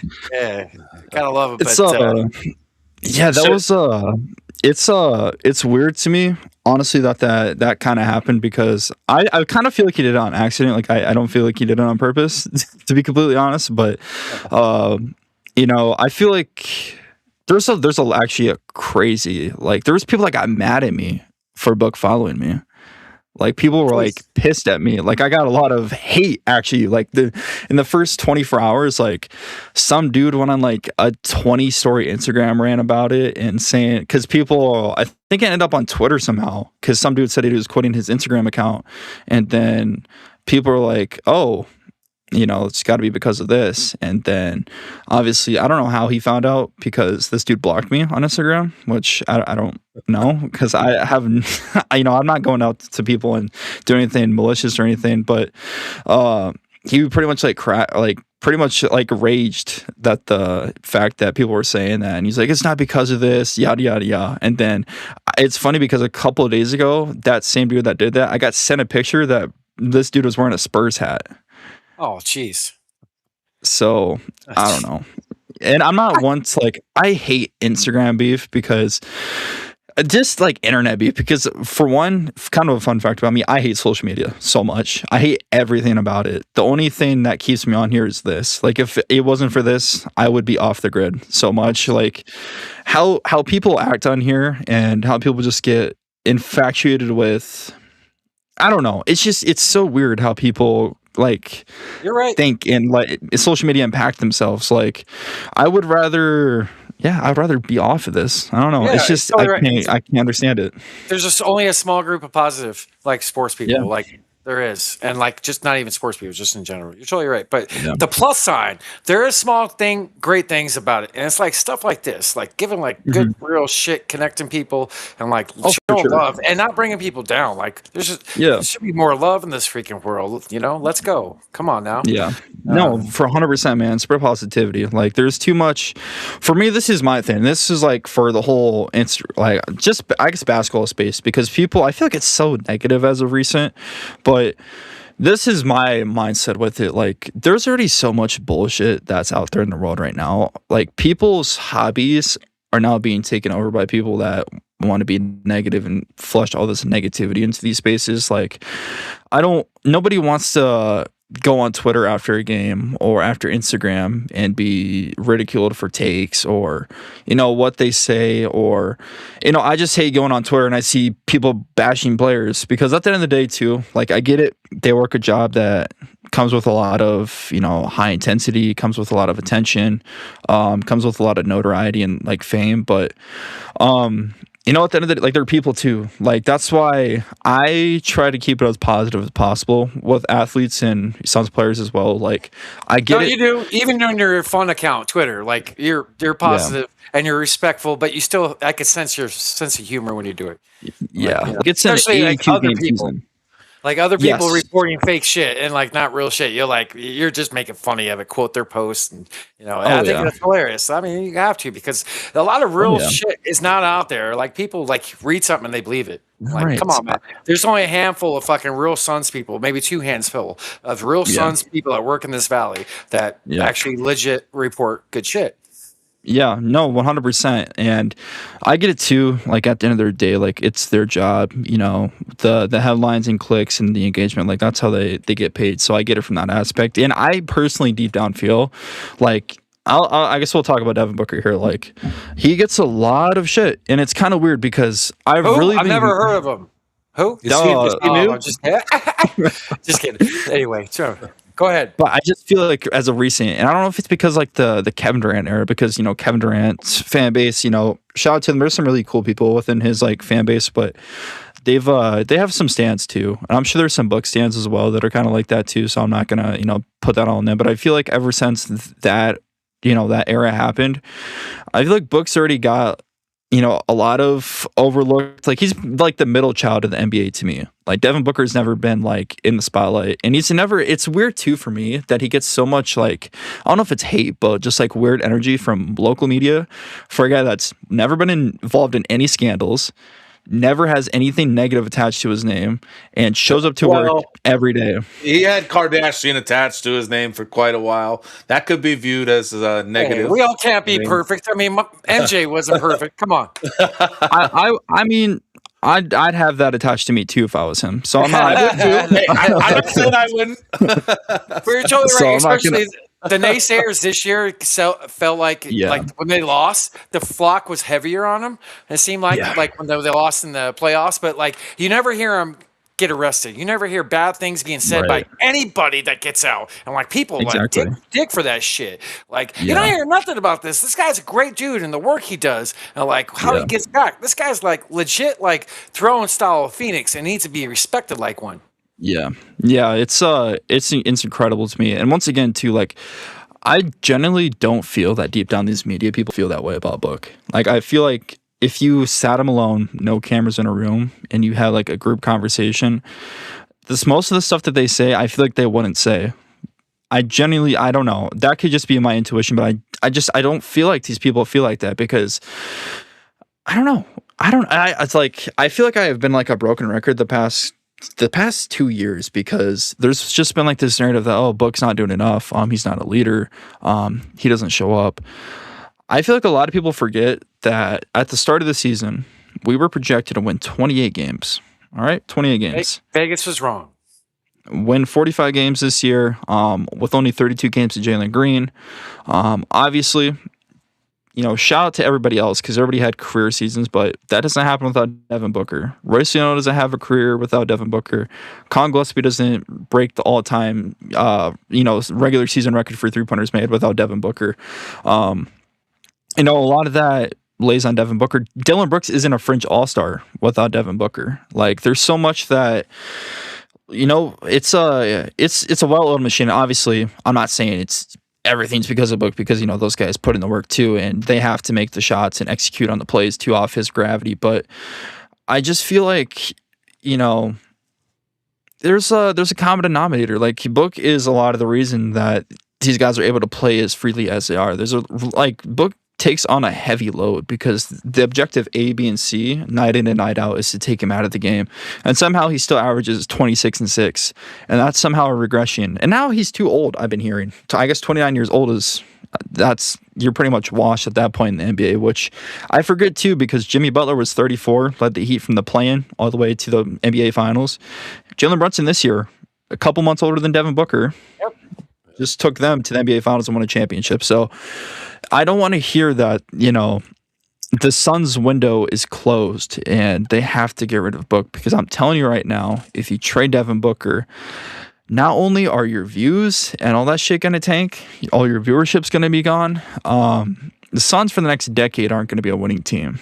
Like right now, Devin Booker isn't the problem. I don't know where this thing came from, and I get that. I guess Book is maybe the only guy right now that you can point fingers at, which is kind of weird in a sense, but I don't know. I can't come up with a conclusion or like a reason that people think this way because I can't think that way. Like, I don't know. I'm just not, that's not my thought process. I try to keep it, as positive as possible, but I don't know. For a guy that's been with the franchise since he was 18 years old, been with us for 11, 12 years now, has single-handedly changed the course of the Suns in this decade. And will be the greatest Sun of all time when he's done. Yes, and he will have number 1 in 15 retired when it's all said and done too, and we'll see a statue outside, maybe 1 or 2 statues outside of the arena. But I don't get how he draws in so much hate. I don't know. I don't know. I really it really blows my mind. I would think that he probably gets a lot of hate, especially when it comes from like national media and people online. I guess we'll just throw that in the mix too. Because the first half of his career, he was on a shit organization, ran by shitty people. And thank God, the Sarver sold the team, and we were able to persevere. I think the Suns really need a true point guard to really get in there and add to Booker's game a lot. This point Book I don't like a whole lot, but he doesn't deserve the hate by any means. He's definitely there night in, night out, and the most consistent player. Yeah. I guess I have a question for you, Vaughn. Sure. So I guess because this is a good talking point too, because I know a lot of people do feel like how you feel about the point guard situation too. I guess from your point of view, who do you think that the Suns like should get for point guard? I don't know. There's talk of Trae Young. That could be a good option. Yeah. If he can come in and be healthy. We'll see. I don't know if that's doable or not. There's not a whole lot of them out there right now. But I think that, a veteran is definitely, I think, more feasible and a better option than drafting one right now. But yeah, so I mean, I would like to see him bring in a veteran point guard. I think Gillespie and Goodwin are great, Yeah. behind a true point guard, Yeah. And then the option is, do you keep Jalen Green around? So it adds to a lot, if you try to address the point guard issue. I think it's probably the most necessary addition right now. Yeah. I don't know. I get your point. For me, I'm honestly, I wouldn't call it like point book, because I feel like basketball anymore is so. Anthony Edwards isn't a point guard, but he's like the primary ball handler. Like, he's the lead guy in the team. Sorry, I thought we lost you there for a second. It kind of froze up, but you're good. You're good now. No. So I guess like my point about the whole like point book deal, because I know there's a strong amount in the Suns fan base. I kind of feel that way. Because people are like, yeah, we need a true point guard. We need a guy like Chris Paul. And for me, it's like, if you look around the NBA and you are looking for that type of guy, there's, like you said, there's not a lot of them. And if there is a few, Tyrese Halliburton, franchise guy for the Pacers, he's not going anywhere. But I just feel like, basketball is so positionless now. And, Anthony Edwards, he's not a point guard, but he's like the lead ball handler for the team, for the Timberwolves. Shea's a point guard, so that's not really a good example. But there's guys out there that aren't necessarily like point guards, but no matter what, the best player on your team is going to have the ball a good amount of times. And I feel like we first saw like that point book, I guess, role in the 23 playoffs when Chris Paul got hurt, and a little bit throughout that season too, because I think Chris missed a decent amount of games that year. But Book was pretty successful at it. Obviously, if you look at the 23 playoffs, like, his numbers were insane, but he was also getting single covers the whole time playing next to Kevin Durant. So when people try to, bring that conversation up and say that Book's regressed from that, is kind of always funny to me as well. But I don't think the Suns necessarily need a point guard. I think they just need guys around Book that can execute consistently off his gravity, and maybe get some guys that draw some gravity as well. And that's we're thinking and hoping that Jalen Green can be that. Just if he can be a little more consistent, like, that helps out a lot, and it takes a lot off Book's shoulders if he becomes like a true threat. But I don't necessarily think that's the problem. Like, I feel like, Book does have to find a balance between being, the monster that he is scoring, and being a facilitator and capitalizing off his gravity. But I don't think that you'd necessarily need a point guard in today's NBA. And obviously that kind of hurts my argument, because Jalen Brunson just won an NBA championship this year, and he's a point guard. But I don't know, I just I feel like the Suns just need guys to take leaps and be consistent. Like, I think Book can do it, and I think he just has to find a balance within himself to balance out that aggressiveness and kicking out to guys. And obviously it is tough when you get double teamed and triple teamed, but I think what also helps with that as well, if the Suns, run some actions for him, run some off-ball plays for him to get open, I think that helps out a lot, because I feel like we didn't really see that a lot this past year, especially in the playoffs. And I was like, dude, some of Book's best games, which is kind of funny because I've been rewatching the tapes and posting them, but some of his best games this year have been like off like from running off ball actions. Like people want to talk about Book's 3-point percentage and how it's 32 or 33%, if I'm correct on that. But his catch and shoot 3-point percentage is 38%. Like that's very efficient. And his best game this year, where he dropped 43 points against the Indiana Pacers, a good percentage of those shots in that game were off ball 3-point looks. Like if the Suns can figure out a balance between him being on the ball and being off the ball, I think they could be even more lethal, and I think Devin Booker can take even more of a leap. Like I don't think we've genuinely seen a peak Devin Booker yet. Well, you know what I was going to say is how many games did Green and Book play together this season?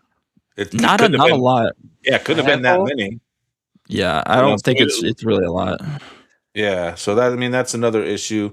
But if they, play together, we might see like what you're saying, Yeah, for sure. Great No, point. I think those guys are going to take leaps. Great point with Devin. I think he's a better third or fourth pass option on the offense. That's Yeah. like not giving the ball, bringing them up. Once it gets to the half court, to start running some offense. I like him, like you said. He's more efficient when coming off the ball. And I kind of agree with you. I think he can beat his 70-point game. I think his ceiling's still Oh yeah. up. I think he can still do it. I think he could. And to go back to what you're talking about a few minutes ago with the hate and all that, I think it's just like it's kind of like ingredients to a meal with all this negativity. Like people don't know what's real with Devin. Don't see the big picture. What's being reported. Believe in what you read. It's not like a little bit of this, and then just people just being negative about it. So people don't know he was hurt in the playoffs. Like it wasn't reported. Because he kept it to himself. That's what's the type of step up person he is. Like like he's the ultimate. And totally. A veterans point guard, I would definitely do. So the draft's going to come up next week, next Tuesday. This is going to be airing Thursday. Are you guys doing any type of draft show over at the Unk and Neph? And you looking forward to Tuesday night, brother? Yeah, I'm looking forward to Tuesday night. I'm very excited for that and how that's going to turn out, because I'm sure some crazy things will happen around that time, and probably earlier on that. Wait, because the draft is Tuesday, right? Next week, Tuesday? Yeah. Wow, that came up quick. Yeah, I don't know if we're doing anything for the draft. I'm sure I'll put out a video once the draft is concluded. But I want to ask you guys a question. Who do you guys want the Suns to take in the draft? So I don't really have like players I want. There's like two handfuls. I know I'm more into it than what Snoop is. You guys talked about a couple of them on your show. The Baba Miller's one guy that I already looked at earlier this season. I don't do much college basketball until like after up until the NBA draft. But I believe in our ownership and our front office. They've been great on drafting, and whatever they think is okay, I'm okay with. And we're gonna be moving up. I could see us because this, even with all the players returning, there's still a hell of a good draft. So it's pretty deep. I trust them. I would like to get a big or a wing, maybe a point guard for later. But I kind of like what Snoop was saying. If we can get a vet point guard, that's what I prefer. I don't know anything about like the inside of it, but I know we got Colin that's probably going to be returned. Hopefully that stays to fruition. But what about you? You've done some draft homework. What is it about some players that you like? Yeah, I've done some looking and just kind of keeping it realistic, because the Suns right now only have pick 47. So I don't even know if this guy will even fall to pick 47. So I hope the Suns do move up in the early second round or the late first to secure him. But a guy I really do love is Baba Miller. I like everything about him. Like he plays like a pro. This guy. Yeah. Because I forgot who put me on to him. I don't know if he held like a pre-draft workout. Yeah, I think that's what it was. So when he was like one of the first few in the bunch, and I saw his tape on Twitter, I was like, okay, yeah, it catches the eye. And then I started deep diving on him. It's like, oh, yeah, he's pretty legit. Like I like how he handles the ball for a guy of his size. Just everything about his game. He's very athletic. He fits the new regiment of guys we've been bringing in over the past couple years in the draft. His playmaking too is something that's very underrated about his game. Like I don't know if he's like ambidextrous or whatever, but he can pass very strongly with his left and with his right. But me and Flex did some diving. Him and his son have been watching the tape, but I guess he played like guard at some point in his life, and it seems like he kind of took a growth spurt. Yeah, I think it was high school. He took a huge growth spurt, but he was a guard in middle school. Yeah, so that's something that's very interesting as well because he has like the ball handling of a guard, but he just seems like a very high IQ player. He seems like he knows his place on the court. Seems like he knows what needs to be done, and the intangibles are there with this guy. And I think that for me is what separates him from a lot of the people in this draft.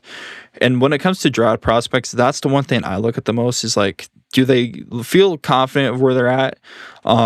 And you can just tell when a guy looks like that they're like a pro and they're not a pro. You can just kind of tell like, oh, he looks like he's a pro amongst boys. And Bob Miller just kind of seems like he's that guy and he can really contribute to an NBA team within the next couple of years here. But yeah, I think that's my guy. What's his I height? think he's like 6'10", 6'11". So Snoop, this guy's like he doesn't need to like score. He could dish. He's a great passer. His knock is shooting, but he has form. He's not the greatest shooter, but he has form. It can be fixed. He's young. He hustles. He slashes. He can run the court, dribbling the ball as a big man too. But this guy, just like he said, he can pass right or left. And dude, the guy, he doesn't need to shoot the rock to be like impactful. And he'll be there at 47, you think, or like you have to trade up? I think he's definitely like he was projected at 47 or like around those picks, like 52. But I think he's definitely like an early second round guy now. Like he killed it in the draft combine, and he's moved up a little bit in the last week. On most mocks on that, but this guy can play, Snoop. This is the guy I want to. Even if we have to like move up and like maybe reach for him a hair, just because this guy could fit really well here, and he plays D. He's got long arms, dude. Imagine if he could shoot lights out from three. This sky's the limit for this guy. The shooting thing is interesting because it's like the Ryan Dunn situation, kind of again. People point out that his percentage isn't good, but I believe at Florida Atlantic, me and Flex kind of did some deep diving on this, but his attempts per game was like 3.7, and he was shooting like 34% from three. And then this last year at Cincinnati, he was shooting like 1.9 attempts a game, and his percentage was 19%. So I think it's more of a systematic deal. Obviously, I feel like you said, that like the mechanics and tools are there. It's a confidence deal. I think if he really gets in the lab, and I'm sure he's probably been doing that this summer, because how much. I'm sure him and his trainers and agents know how much, 3-point percentage and how much 3-point shooting is valued in the NBA now that he's probably been working on that. I'm not like, it's not a worry for me. Like if he's not a consistent 3-point shooter, cool. Not everybody on an NBA team needs to be a lights out shooter. That's why I'm cool with Oso Ighodaro. And this is actually a good guy for this topic too, because so many people are like bought up and fed into the idea that everybody needs to be a 30% 3-point shooter to be a successful player in the NBA. No, you don't. Oso Ighodaro is definitely, he's a niche player for a lot of people, and you have to really, I think you really have to appreciate basketball to appreciate his game. I know people at the beginning of the year were like, oh, let's trade Oso, yada, yada, yada, and even this offseason before that, but he took a huge leap around December, and I believe he's taken more of a leap than Ryan Dunn, which, it's a big year 3 for Ryan Dunn coming up, but huge. Also, the fact that his archetype, I know he can't shoot. If he can add a little bit of shooting to his game, just a little bit to make defenses guess, that would be huge, great for his career going forward, like just individually. But the fact that he's able to handle the ball, that he is at, like the way he is at his size, the way he's able to pass the way at his size, and now he's becoming more physical, working on his body, rebounding, being more physical down low, and he has a quick like takeoff too when he attacks the rim. So I think that's something that's very underrated about him. Another guy that's not in the Suns, but that I kind of like because he kind of shares the same abilities and traits as Oso, was Danny Wolf for the Brooklyn Nets. He's a guy that I really wanted around the draft time because he was a guy that handled the ball a lot at Michigan, could pass, and he could shoot a little bit too. So, guys like that, I just think you have to really appreciate the game of basketball to like, and that's why I liked Oso so much. People were like, oh, he's just a Draymond Green type guy, but I think Oso can definitely take more of a leap. So that's why I like Oso a lot. And not everybody on your team needs to be a lights out shooter to be a contributive person. NBA champion Mitchell Robinson. I mean, come on. I mean, the guy can't shoot a lick. He can't shoot a lick, and he's an NBA champ. There's other aspects of the game you could be great at. Oh, yeah. Hey, Snoop was talking about Trey Young. This is new news. Yeah. I want to pick your head. Like, I know he's been hurt. I know when he's still capable of, he can still be elite scorer, right? When he's on the court. Yeah. He can still dish the ball too. Like what? He led the league in assists. Like what, a few years ago. So I mean, he's going to be opting out. He's going to be a free agent Monday. So when we show this, he's going to be a free agent. Is he attractive for you at all for the Suns to even look at, discuss, talk about, maybe even anything at all? Is he on your radar for wants? Is he a good fit here? I'm not saying necessarily a reporting it, just for good conversation. Honestly, he's not, and a lot of it plays into the fact because the injury factor. I just feel like he's kind of undersized, and I believe obviously Tyus Jones isn't half the player Trae Young is, but when we saw Tyus Jones play point guard for the Suns, like teams were just hunting him because they knew that he was so undersized, and they would do anything in their ability and power to just get him to switch off on guys so that they could attack him and play defense. But I don't know. I get people are thirsty for a point guard in Phoenix, but you would have to do a sign and trade with Jalen Green, and I would rather buy into the future of Jalen Green than go for a guy like even John Moran as well. Buy in with Jalen Green and Trae Young. Like, I get it. Trae Young he's a great assister. Obviously, we never seen Trae Young play next to a guy of caliber of Devin Booker, so he could be elite here, but it's the defensive side that scares me, and I don't know, man. It's just undersized players. Obviously, Jalen Green just won an NBA championship this year, but he's surrounded by guys like Mikal Bridges, OG Anunoby, great defenders, but I don't know. I'm just when I think of Trae Young, I don't think of a winning player, and that might be kind of crazy too to say because obviously in 2021, went to the Eastern Conference Finals, was close to matching up against the Suns in the finals, but I don't know. There's just something about Trae Young that doesn't really I'm not attracted to him as a player. That might sound crazy, but do you like him more than Ja Morant? No, I'd rather have Ja. I don't like Ja. What about like a Josh Giddey? Josh Giddey. That's interesting. That's That is interesting. an interesting one. He's a bigger guy. What is he? 6'9", I think. He's 6'5". Like 6'5", 6'6", around there. But I think he'd fit well here. There's been a lot of talks in Chicago with a lot of teams. So, I mean, that team's starting to deal. He's a triple-double machine. I don't know. That's a good name drop, Snoop. What do you think? Yeah, I haven't really done a deep dive on Josh Giddey because I haven't necessarily heard of anything attached to Josh Giddey. I know one thing of his game, like he kind of isn't a really consistent 3-point shooter, which obviously, to my point, you don't need to be a consistent a consistent 3-point shooter to be a consistent great guy valued in this league. But I don't know. I'm not saying I'm no to it, but I think it would just have to be the right situation to get a guy like Josh Giddey. I know I'll bring up some point guard names that I like, but obviously they're a little older. Drew Holiday is a guy that I really love. He's a guy that I've wanted on the Suns for years now. Yep. I don't, obviously I don't think that's going to happen, but if you could get a guy of Drew Holiday and put him next to Book, I'd be more than pleasant with that. I love that. I love that thought. Yeah. And I think Devin would appreciate him being here too. Yeah, I know Devin has a lot of love for Drew Holiday, and obviously we all know what happened in 21 with that. So right. We're gonna leave that, but Devin said he was one of the hardest defenders he's ever played against, during that series. Yeah. I have a lot of respect for Drew Holiday. I like guys like Drew Holiday. Obviously, Marcus Smart's another great guy as well. But yeah, I don't know. I'm just I haven't really looked at point guard opportunities because I feel like Colin Gillespie is a guy that if you truly want to buy in a point guard position, I think Colin Gillespie can take a leap. He's 26 years old. He just came off a career year. He's only going to improve. You have Steve Nash in the building. He has great mentorship. I think the one thing that Colin really has to really tap into and focus on, I feel like this offseason is playmaking.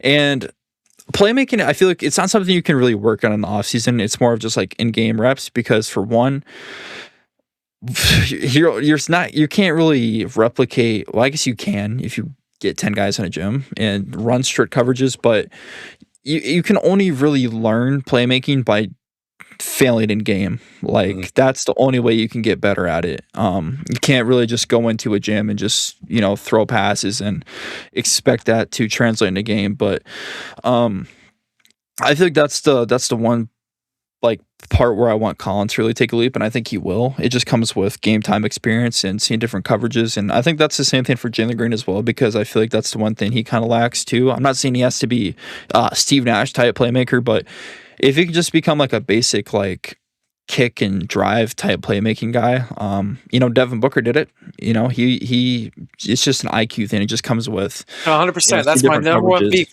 That's what the Green just IQ is not the greatest when it comes to things, but it's not only like a knock on him. But Colin, you're right. He could totally grow more. And like even just thinking about it, I never thought about this. What if he takes like a huge step forward in the next couple of years? That you're right. We got the right people in the building. You got arguably one of the greatest point guards of all time, Steve Nash, helped him out. And he's got the want to, the hunger. Even with getting paid, I still think he's going to push forward and get better. Yeah, the fact that, just taking all of the like the real life, like the financial stress and all that out of it, you're pretty much playing for your wage. But once you finally put pen to paper and that stress is gone for the next 3 to 4 years, you can just get into the gym and lock in on being a Phoenix Sun and getting to become an even better basketball player. So I think that's you just get to become a kid again and forget about all the financial stress and just play basketball. So I think that's going to be a very key thing for Colin Gillespie. Obviously, his journey, he kind of was a journeyman. I mean, obviously in Denver, I believe he got hurt his rookie year and he didn't really get much of a role. Battled it out through the G League. When I first heard of Colin Gillespie, obviously I knew of him at Denver, but when we picked up in the G League, like I heard that this guy was killing. I was like, oh shit, he's gonna like play his way out of the G League. And obviously he came up to the Suns. I don't know if he was, I believe maybe a 2-way contract at the time, but obviously he had that big game against the Clippers, which kind of solidified his name within the Valley. And then obviously first year in an increased role, and he broke a franchise record in a regular season. So I feel like it's only up from there. And obviously teams did start hunting him at the end of the season. I feel like he was kind of gassed a little bit because you can't really prepare for 82 games, and it's kind of the role that he was stepping into without ever being in that position. So I think this year he's just going to be a better version of himself. So I'm excited, man. Obviously in today's NBA, it's better to build internally than to outsource people. That's why I'm not really too keen on like going out there making big splash trades. Obviously, when the Giannis thing was kind of flickering around there for a minute, I was kind of having self battles. I'm like, well, this could be cool, but I don't know. I kind of like what we have cooking, and I genuinely deep down believe in a realistic scenario in the next 2 to 3 years, the Suns could be back on the big stage. And I know a lot of people probably don't share that vision, and people might think I'm crazy and I'm nuts and delusional, but hey, man. I'll be at the parade and I'll see you guys there. Yeah, no, I have to agree with you too. I think, we're a move away. I feel like, a move or maybe two minuscule moves or something away, from getting there. This last season is such a great platform to build off of, So yeah, it'll be exciting to see, what happens. And like you're saying, once the money gets figured out, which will probably be not much longer, another week and a half. So you're right. In house, it's very important. I think just the long term success, and like we have it. We have like 4 or 5 guys already, and we're going to add to it, maybe even more. Like just younger guys, like maybe even more, like we said. But in house, keep doing what we're doing. The public needs to fade the noise to just see the big picture and what's really happening. Like for sure. And nationally, let them hate. Like I think it's big culture wise to show people around the league that you're committed to building internally opposed to outsourcing guys and making trades. Because once you do kind of get in that spot and you do trade for a player, it kind of builds that like security, like of that history of this team is committed to building internally and developing their guys, and they actually truly want me to be part of this team in the long run, opposed to, they're going to flip me this offseason or at the deadline. Like it just kind of builds that security and safety net for players to come into a team where they can just focus on playing basketball, opposed to, am I going to have to focus on shifting my life to a different city here in a couple months? I wanted to ask you, you ever been to a Suns game? Yeah, I've been to a few. I've been to one in Phoenix this year. I actually went. Okay. The game where Royce O'Neal hit the game winner against the Oh, Lakers. shit. That's the one I was at all of them. So that That's was awesome. dope. What was your first Suns Um, game?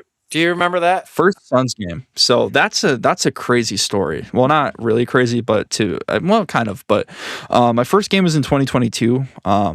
Obviously, I've been watching Suns basketball since 2014.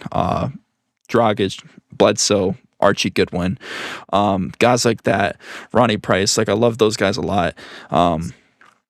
But 2022 is my first year. I believe it was November 15th to be exact. It's kind of crazy. I was in the car ride. I was like, I'm gonna have Devin Booker sign my jersey. I just said it out of nowhere. And it did happen. It's around the corner right here, so that's pretty cool. But the first ever NBA player autograph I had was JaVale McGee. JaVale McGee went up and signed it. That was pretty sick. I'm trying to think of what happened that game. Was it this game or the game after? But that was a crazy experience. Obviously, I remember walking into the arena and it kind of peaked, kind of like the tunnels when you walk down into the Arena Bowl and you can kind of look down and see the players on the court. I remember kind of looking down and I got a glimpse and I saw Devin Booker for the first time. I was like, oh, wow, dude, he looks like Jesus. like how people described Michael Jordan, like that's what it was like for me seeing Devin Booker. And I don't know. I think that obviously grew my love for basketball 10 times more. And I wish I would have gone to an NBA game years before.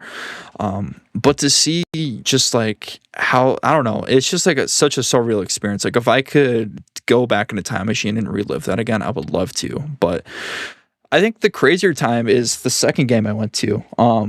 Obviously, I'm in Iowa, so Minnesota is like the closest team to me. So obviously, both Timberwolf games, and that's really who I've been to. So I've seen a lot of Anthony Edwards and Karl-Anthony Towns over the years. But the second game I went to, I actually stayed in the same hotel as the Suns. Crazy thing. I did some research. I was like 13 or 14 years old on Facebook, and I'm like in a Timberwolves group chat. I'm like, so which hotel do the former players stay at? Or I guess where do the players stay at? And somebody that worked at the hotel actually messaged me. And I was like, all right, dope. So got in the hotel. I remember seeing the buses pull up. And because I'm still like unsure if this is the place that they're staying at or if I got, somebody told me false information. But I remember I saw the buses pull up. So I'm like, you know what? I'm just going to hop in an elevator and go down to the lobby. As I'm going down the elevator, I think the players were all going up because as soon as the doors open, I saw just like staff and they were all Phoenix Sun staff. I'm like, oh shit, this dude was legit. This is real. So that was pretty dope. And then the next day was pretty cool. I remember I got up at like 7:45 in the morning. Brisk Minnesota or cold Minnesota morning. I think it just got done snowing.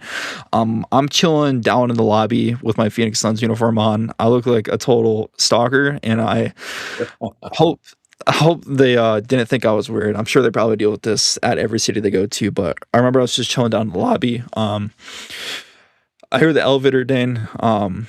And then it was Jarrett Jack because he was on the coaching staff at the time. And I was like, yo, Jarrett, can I get your autograph? And I think it's hanging up either here or I don't know if I have it up or if it's somewhere. I think it's this one. But I had him sign that. He was like, yo, bro, I love your Jordans. I was like, I love yours too, bro. This is awesome. And then I went up to the next floor because there was like two lobbies. It was weird. So I went up to the second lobby, kind of sat there for a minute, and then this is the first player I saw. Comes out of I hear the thing ding. I was just chilling on my phone. Obviously, it was like 8:30 in the morning. Players are going to morning shoot around at the arena, and here comes around the corner is Ish Wainwright. I was like, oh my god, what is happening? This is real life, and that was dope. He was super cool. Never I didn't have any bad experiences. I didn't meet Devin Booker or anything. So I know you guys are probably like, oh, he's going to say Book. I didn't, I unfortunately did not see Book, but obviously those guys were going to morning shoot around. I think I went back to the first floor again. So I was like definitely kind of creeping these guys out a little bit. Just this 13-year-old kid just kind of roaming the hallways of this hotel. So I kind of sat in the main floor of the lobby, heard the elevator again, and it was Cam Johnson. And this was a little bit, I think it was literally the game after he hit the game winner against the Knicks. So he came out, I think he was battling a knee injury. I actually had a cool conversation with him. I was like, yo, Cam, how you doing? How's the knee doing? He's like, it's doing well, man. I was like, this is unreal. This is my life right now. And to that point, like, I don't know. It's that's probably the craziest like experience I've had. And I feel like since that moment, I feel like that's why I don't really get starstruck when I talk to players anymore. Like people, I feel like, like they're normal people. Like I get it. Like that's why I mentioned earlier, like they work a job that just comes with a lot of attention and, fame and notoriety. But when you really get to know these guys, like if somebody asked me right now, and I've had people ask me this, if I'd rather just chill one-on-one with Book and have a conversation or have him on a podcast, I'd rather just behind the scenes off the grid, just chill and kick it with Book. Like 100%. I've heard he's a really chill and humble dude, and I would rather do that than use him for some podcast that won't ever be anything. Like the fact that oh yeah, I'll turn my phone off and hang out with them. Yeah. Like I wouldn't tell anybody. Like if nobody would know. Like I'm sorry, even my relatives and siblings, you guys would never know. I would never tell you guys. Like he's just, I don't know. That's something that I would rather do. And I'm sure that's probably the uncommon answer. A lot of people would be like, you're stupid, bro. Have him on the podcast. You know how much you could grow as your platform? Like that stuff doesn't matter to me. Like the fact that I could have just a regular, relationship or like just, thing with Book, like that would be, that'd be cool, man. Like these guys are regular dudes. And once you get behind, like once you get over the fact that they're fame and you just get down to like a normal human level, like you start viewing things a lot differently. And I don't know, I feel like especially a lot of people in my age that get into sports, obviously I'm 20, but I feel like they kind of, I get it too from some people that work in media. They're like, I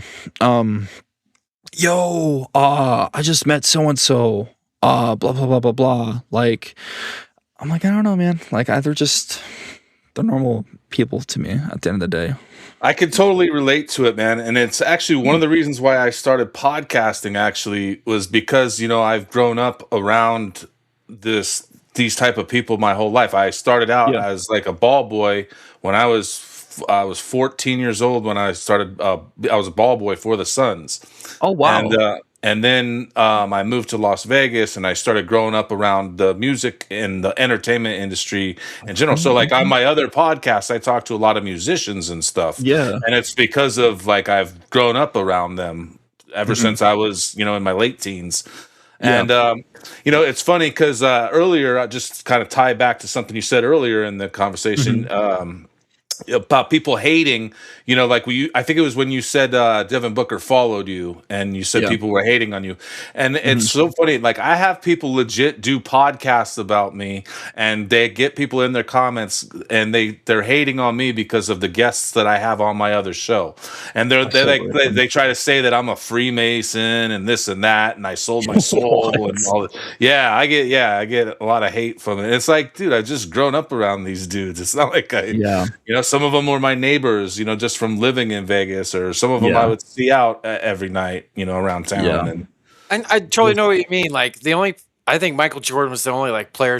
Him and Charles Barkley were all like, I was like, oh my god, all the other players, like it's just like it's routine when you're around it. When I was a kid, I played sports, so I played with a bunch of people that made it to the pros because I got hurt. I have a lot of local ties here when it comes to Phoenix and basketball roots. So when you're just around it, normal dudes. But I would love to, if I had an opportunity to hang out with Book, fuck this shit. I'm turning my phone off. I just want to be like a fucking humble, organic hangout. Right. Just soak it in. Like that's 100%. So you want to hear something kind of funny? Like, so the night we met Flex on the way to the game, I said to him, because every time we would go to the game, we always meet former players or somebody, crazy. All the time. It happens every fucking time. Every time. I said to him on the way to the arena, I go, who are we going to meet tonight? And and we're like, I don't know who we're gonna meet tonight. And then, dude, we ended up meeting Flex. And like on the way home, I remember commenting to him saying, "That's arguably better than any like former player or something." Because, dude, who gets to meet Flex? I mean, he's an NBA insider that everybody knows who he is, but they probably wouldn't recognize him, in the arena or something. You know what I'm saying? Like, I don't mean that in a disrespectful way to him or anything. Right, yeah. I'm just saying, but that's low key better in my opinion. You know what I mean? I'd rather meet Flex. I think it's cool to like, especially someone that's like more tied in with the fan base too, like somebody that you can a little more easier access to, opposed to an athlete where you can meet somebody like that. And I think I don't know, it's definitely really cool. I guess I've never really met anybody like that, I guess. So I can't really speak on that from experience, but I don't know. I get it too from people's point of view. If you haven't really like had opportunities to, I guess meet. I think we're losing him. I've had it too where people are like, "Oh, bro, you know how many autographs you can get?" I'm like, "Yeah, but that's kind of weird to me." Like, I don't know. Like when I was a ball boy, we were told straight up we were not allowed to ask for autographs. And so we did the whole season. Literally the first thing they said in the meeting was, "You can't ask for autographs." Yep. When you're around like media or around anything like organizationally, like when I was a kid, I've been to a bunch. I just can't ask for an autograph. Like I has to like, and Snoop was telling me the same when we met, and I was like, yeah, that sounds about right. I could see that. Yeah. There's a lot of temptation, but Snoop was holding the trophy for Harold Miner and Glenn Rice in the '95 All-Star game. Yeah, So, bro. Yeah. That's dope. I got a lot of good stories, but I wish we had more time to get into them. We'll have to have you and Unk back on again sometime, but I'm just real pressed for time tonight. But dude, I sure appreciated getting to know you a little bit today, and it's definitely I love hearing you two like talk and riff about stuff, because I'm not the best conversation when it comes to statistics and players and drafts and everything. I love the conversation, and like you were saying earlier about being organized and meticulous. That's all him, man. I just show up. But we seem to balance it out and make it work. Yeah, I'm not a numbers guy either, so no, you definitely have to find a good balance. You do. I wish we had more time, man. Like I said, I'd like to just keep chopping it up. Maybe we can get you back on, or vice versa, or work together. For sure, in the future, like Snoop was saying with Flex. But before you go, I want to, Snoop, I got something to share. I want to show all the people at home where you can find Neph's great work over on YouTube, SUNS Worldwide. Go check all of his work out there, man. He's got tons of stuff up here, man. Puts his time in, does his work, and then Then Unk and Neph podcast, dropping content all the time. Go check that out. You guys are a good mix together, so always watch. I don't think I've missed one yet. Crazy. I never really look back on those. Oh my god. And it's funny when you look at it, right? Yeah. And then over on X, go give him a follow at SUNS Worldwide as well. Go give this great man a follow. And I just want to say I appreciate your time, and I wish we had more. We're going to do some more stuff, especially when the season gets closer. Oh, yeah. I know Flex mentioned around draft time, maybe we could do some collaboration or something like that. But I don't know. Maybe we'll do something. But man, I got a couple. Man, I didn't ask you about your Mount Rushmore. I wanted to ask you about that. I wanted to ask you about your favorite video game. I wanted for another time, man. For another time, for sure. Yeah, we do 2 episodes on that.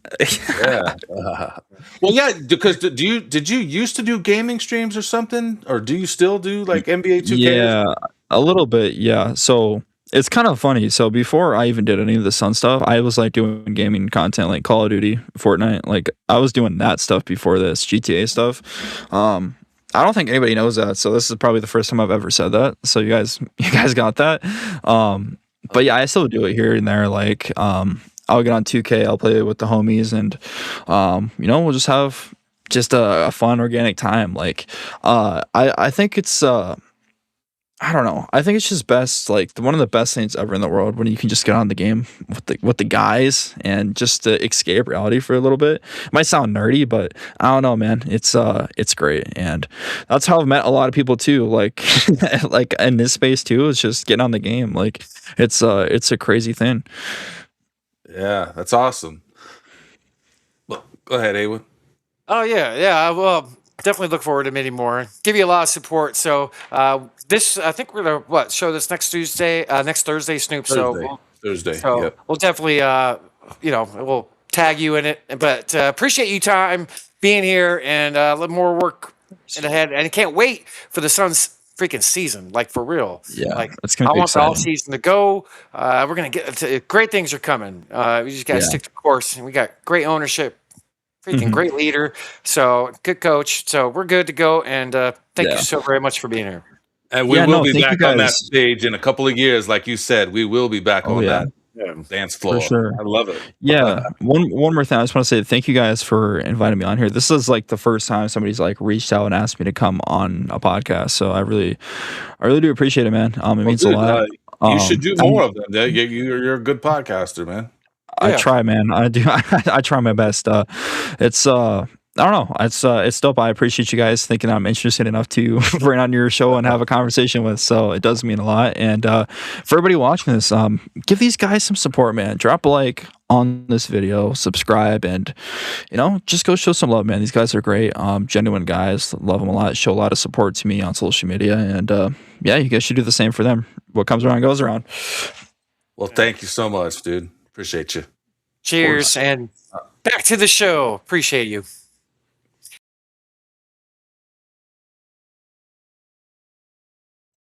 Yo, welcome Yo, back yo. to the show. What is up, Heywood? What up, Snoop? Your Cheers. your computer working all right, guy? Yeah, you hear me okay? Yep. All right. What up, man? Uh, What up? Not much, man. That Great was fun. chat with Suns Worldwide. It's like I said, it's cool to see such a young dude do everything that he's doing, man. He's putting out a lot of content and doing a lot of big things. Good for him, That was awesome talk. It was pretty cool. We'll have more time in the future. And yeah, man, that was fun, dude. It was fun. Appreciate you hooking that up. And Suns Worldwide, go give them a follow, everybody, over on YouTube, on X, and check out the Unk and Neph podcast. I'm sure they'll be doing something soon. But yeah, that Hey, was fun. what's up, Tip? Yo. What up, Tip? Nico, T-Wolves only howling at the moon, he says. Nico, Oh, you're boy. getting LaMelo Ball. That's he's a T-Wolves fan. That's a pretty big move. It's a pretty big move. What up, Tip? Nico says T-Wolves to the moon. And got a lot of believers out there, I guess. I don't know. We'll see. See how they do. What do you think about Gobert? Like, what's your opinion on Gobert as a player?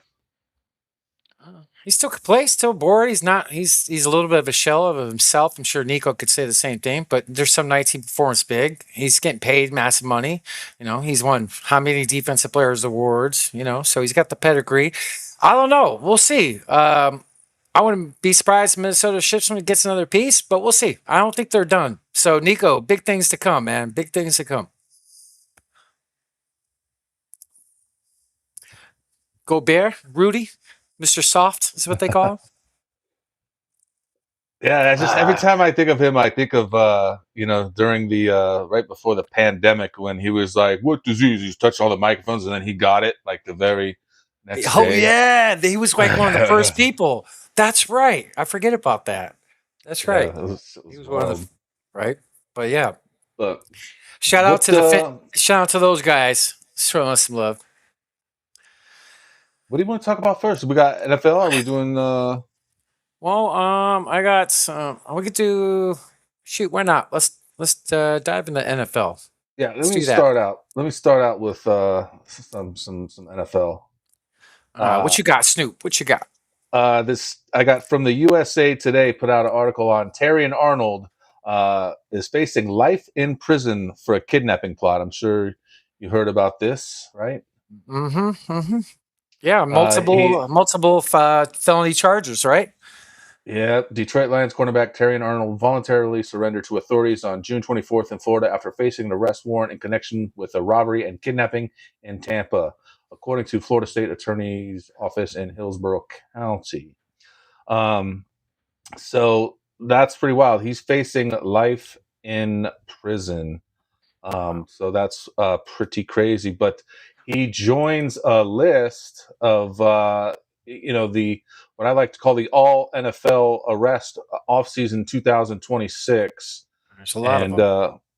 yes, so let's get There's into a lot that. of them. So we have Marshawn Lattimore arrested for weapons charges, Jordan Addison misdemeanor trespass, Rasheed Walker gun weapon charge, James Pence Jr. aggravated battery, stalking fleeing police, Marquise Bell drug possession, Zachariah Branch obstruction charges, Quintavious Hutchins domestic assault and battery, Nolan Smith reckless driving and speeding, Josh Jacobs domestic abuse related offenses, Jonathan Cooper assault harassment protection under violations. Damn. Alaric Jackson, felony domestic violence. Terrion Arnold, robbery and kidnapping charges. And, now we add Terrion Arnold into to the mix here. And he's a shoo-in for MVP of the All-Arrest team. Yeah, with the felonies. And this doesn't even include Rachie Rice or whatever his name is. Rasheed Rice, because he was technically he violated his probation from an earlier case, so he doesn't get counted in this mix. But I mean, that's just this off season. That's just since December, like January. Dude. So what? 6 months. It seems like every week we're like part of the news. There's always somebody getting in trouble. Like it seems like more this year than most years in the off season. Like, yeah. So all you people playing fantasy, don't be drafting these people. But yeah, this guy might take the MVP of that team. The counts are pretty serious, really serious. Yep. I mean, he's it's not good.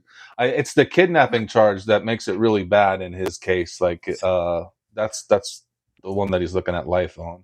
Folks, do not do what's in Celtic pride. Okay. Don't be. Hey, speaking of Celtic pride, shout out to Toad, our guest last week. Shout out Toad. I was just having some banter with him online just a few minutes ago, and shout out to Toad. He's in the movie Celtic Pride, so look for him in the behind the scenes. Just a movie. Don't be kidnapping people. Just a movie. But yeah.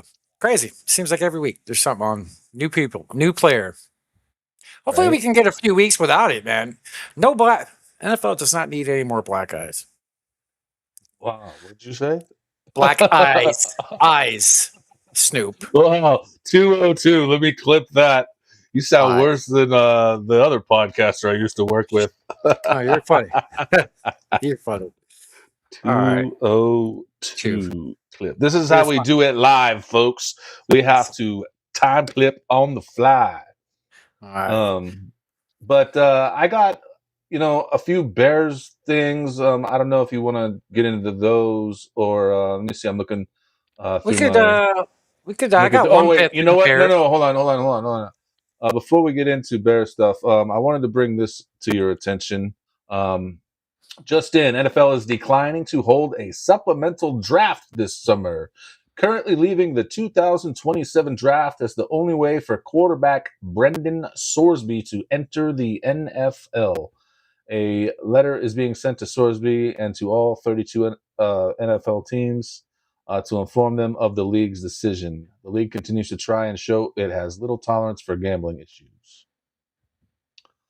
So that's, you were just bringing up this supplemental draft just a couple weeks ago. They did it just because of this player. Yeah, and I don't blame them, They did just because of this player. So this player's lawyers are now filing lawsuit, I believe, as of this morning against the NFL.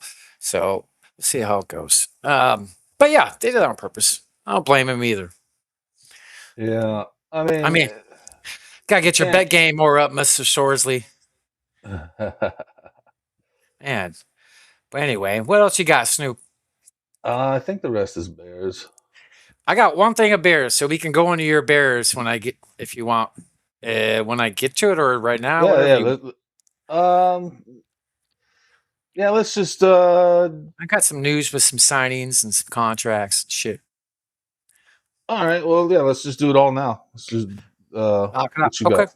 cool. I got something I would like to share on the screen. I believe I got it. Hold on. Let me go to it. Share. Yeah. What is this? Your first rodeo, dude? You got to share the screen, vato. Oh yeah, my computer crashed too a little bit. Oh, welcome to podcasting. All right, here we go. Here we go. All right, NFL news, everybody. That part of the segment. Kyle Pitts and the Atlanta Falcons have now reached an agreement on a 3-year, $54 million contract that includes $36 million fully guaranteed. Is the largest 3-year contract for a tight end in NFL history. Kyle Pitts got paid, and he's damn good. So that's new news for this past week. Other news as well, Jeffrey Simmons of the Tennessee Titans also got paid. Here are the highest paid defensive tackles on a per year basis. He is now number 1. Look at this contract, Snoop. My goodness gracious, $100 million guarantee. He's annually making $35 million a year. That's crazy, but he's freaking amazing. So other news, Jaguars and tight end Brenton Strange agreed on a deal, 3 years, $48 million to stay in Duval. So he's a pretty good tight end as well. Jacksonville's going to have a really good offense this upcoming season. Good job on the supplemental draft. I also had that as well. And then here's some other news with players possibly getting in trouble. Jets QB Geno Smith is being investigated for an incident in which a woman accused him of battery. Police in Davie, Florida, said Tuesday morning. Officers were summoned to Geno Smith's home Sunday after a woman claiming to be his ex-girlfriend called 911 and said he assaulted her. So maybe somebody on the horizon, but we'll see. We'll see. Other news as well. Highmark Stadium up in Buffalo had its grand opening. Excited to see this new stadium. It's freaking dope looking, by the way, Snoop. And then other news as well. Speaking of Bills great. Jim Kelly recently said he suffered a stroke, but now he feels really good. Oh man, this guy's been through a lot. I think he battled cancer, beat it, and man, Jim Lost Kelly. 4 Super Bowls too. Lived through Yes, that. he did. He did. I don't think anybody else could say that besides his teammates. Yeah. Besides his teammates. Other news as well, wide receiver Brandon Ayuk said on Instagram that he will instantly sign with the Commanders. I added instantly because it's been something in the works with him. If he's cut by San Francisco, he is yet to be cut by him. I also had some news that you brought up, so good job on that. Let me pass it to the next one. 2027, everybody. The NFL draft will be in Washington, D.C., April 29th through May 1st. So something to look forward to. That's going to be pretty dope. The stadium in front of the Capitol. It's pretty dope. And then here we go. Some Bears news just for Snoop. Caleb Williams' attempts to trademark the word Iceman has been initially refused. What you got for Bears, Snoop? Well, I would like to talk about that because that's one of them. I don't know if you can trademark Iceman. And what I mean is it wasn't. There's obviously George Gervin was called Iceman from the '70s. Okay. And then what was there a Val ever Kilmer? Okay, yeah, But sorry. there's another Iceman. Yeah, and wasn't there like a comic book Iceman or something? Or Not sure about that. I don't know either because I'm not a nerd. But no, I get it. There's like certain things you just can't patent. I think he should, to be honest with you, just thinking about it for a second, like Iceman is him, but I think he should create a new one, like just for him, like something original. Hasn't maybe come to light yet, because he's going to take that leap this year. He is.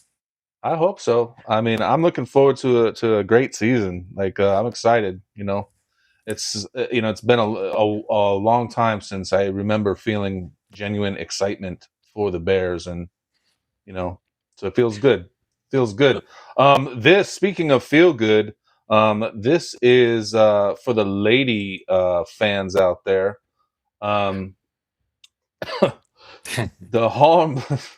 The Bears are the next team to be featured in a Hallmark holiday movie with the NFL. It will release later in 2026, and I will read this to everybody. I just want to say that their first words in this are, "The pick is in." Hallmark Media, NFL, and Skydance Sports partner with the Chicago Bears for Holiday Touchdown, a Bears love story set to premiere during Hallmark Channel's 17th annual Countdown to Christmas programming event. So this is exciting news for the Chicago Bears.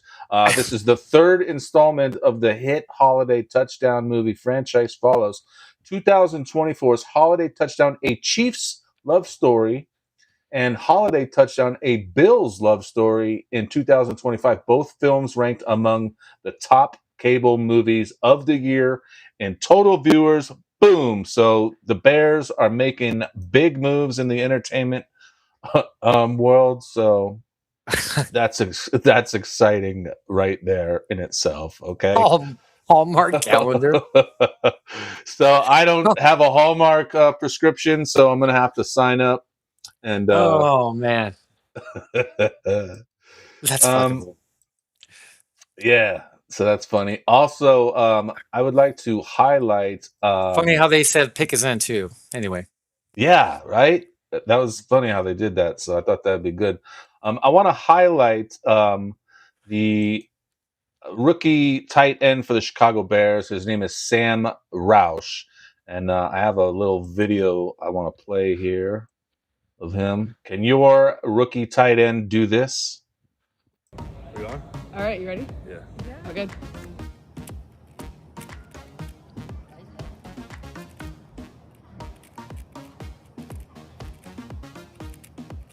Damn.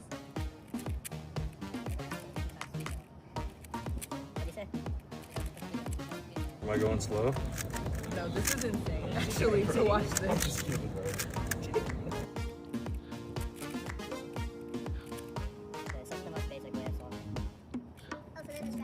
There's like a really fast way that I don't really know how to do it. How'd you learn it?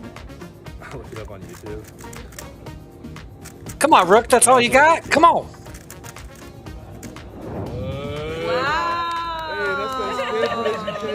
That's awesome. We on? Wow, 53 seconds. I mean, that would take me probably 53 weeks. I'm not gonna lie. Have you ever done one?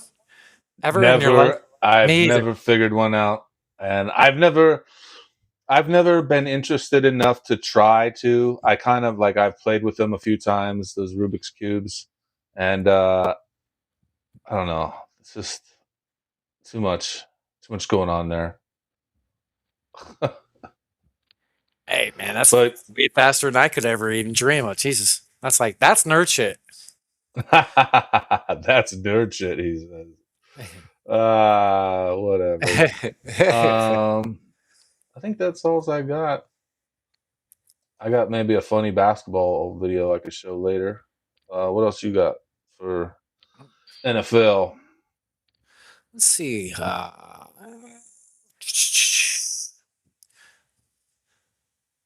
You think that's the first time I ever seen an NFL player do a Rubik's Cube. Just thinking about it off the top of my head. Well, he's a rookie. He's a rookie. This is long before the CTE hits. True. Good point. Good point. Good point. I mean, and that's what I wonder, like about all these guys that are getting in trouble, what effect, is like things like CTE having on these players. And I mean, the thing about these athletes too is they have to be aggressive to be successful in the NFL. So they're just naturally that type of person, you know what I mean? They're, aggressive. And, so I can see why they can get involved in things and get caught up in things. When you have that burn inside of you and you have to release, You're totally right. Like I played 1 year pad Snoop with the helmet, like one season, my whole life, and I felt it afterwards from my head. I'm Be honest, you still wear pads. Come on. Oh shit! Always got to be the comedian. Always get. Always got to be. What do you Dude. what do you got here? Thank you, Dave Pash. Who's Dave Dude. Pash? Play-by-play guy with Wolf for the Arizona Cardinals. I believe 24 years, says right here. So shout out to Dave Pash. He is leaving the Arizona Cardinals today as their longtime play-by-play guy. Him and Wolf were freaking amazing together. But he's going on to do bigger things at ESPN. This guy is up there for my Arizona play-by-play broadcasters in my lifetime. He's up there, man. He's really freaking good. He just had a good chemistry. So he is leaving the Cardinals today.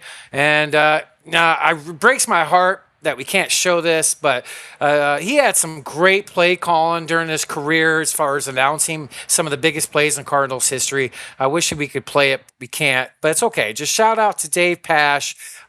He's moving on. He's just that's big news because he's kind of mini legendary. He's not on like the Al McCoy level, but for Cardinals broadcasters, he's up there for me near the top with Wolf. So I don't know if you heard of him being in the car listening to Snoop, but he's had some great moments, man. He's, us going to the Super Bowl back in 2009, just everything. He's had some pretty heroic play calls, the Fitzgerald play, like with Green Bay, the touchdown in the Super Bowl, just all kinds of things that go along with it with him. The Carlos Dansby walk-off play, just so many memories. And hey, we're on to training camp.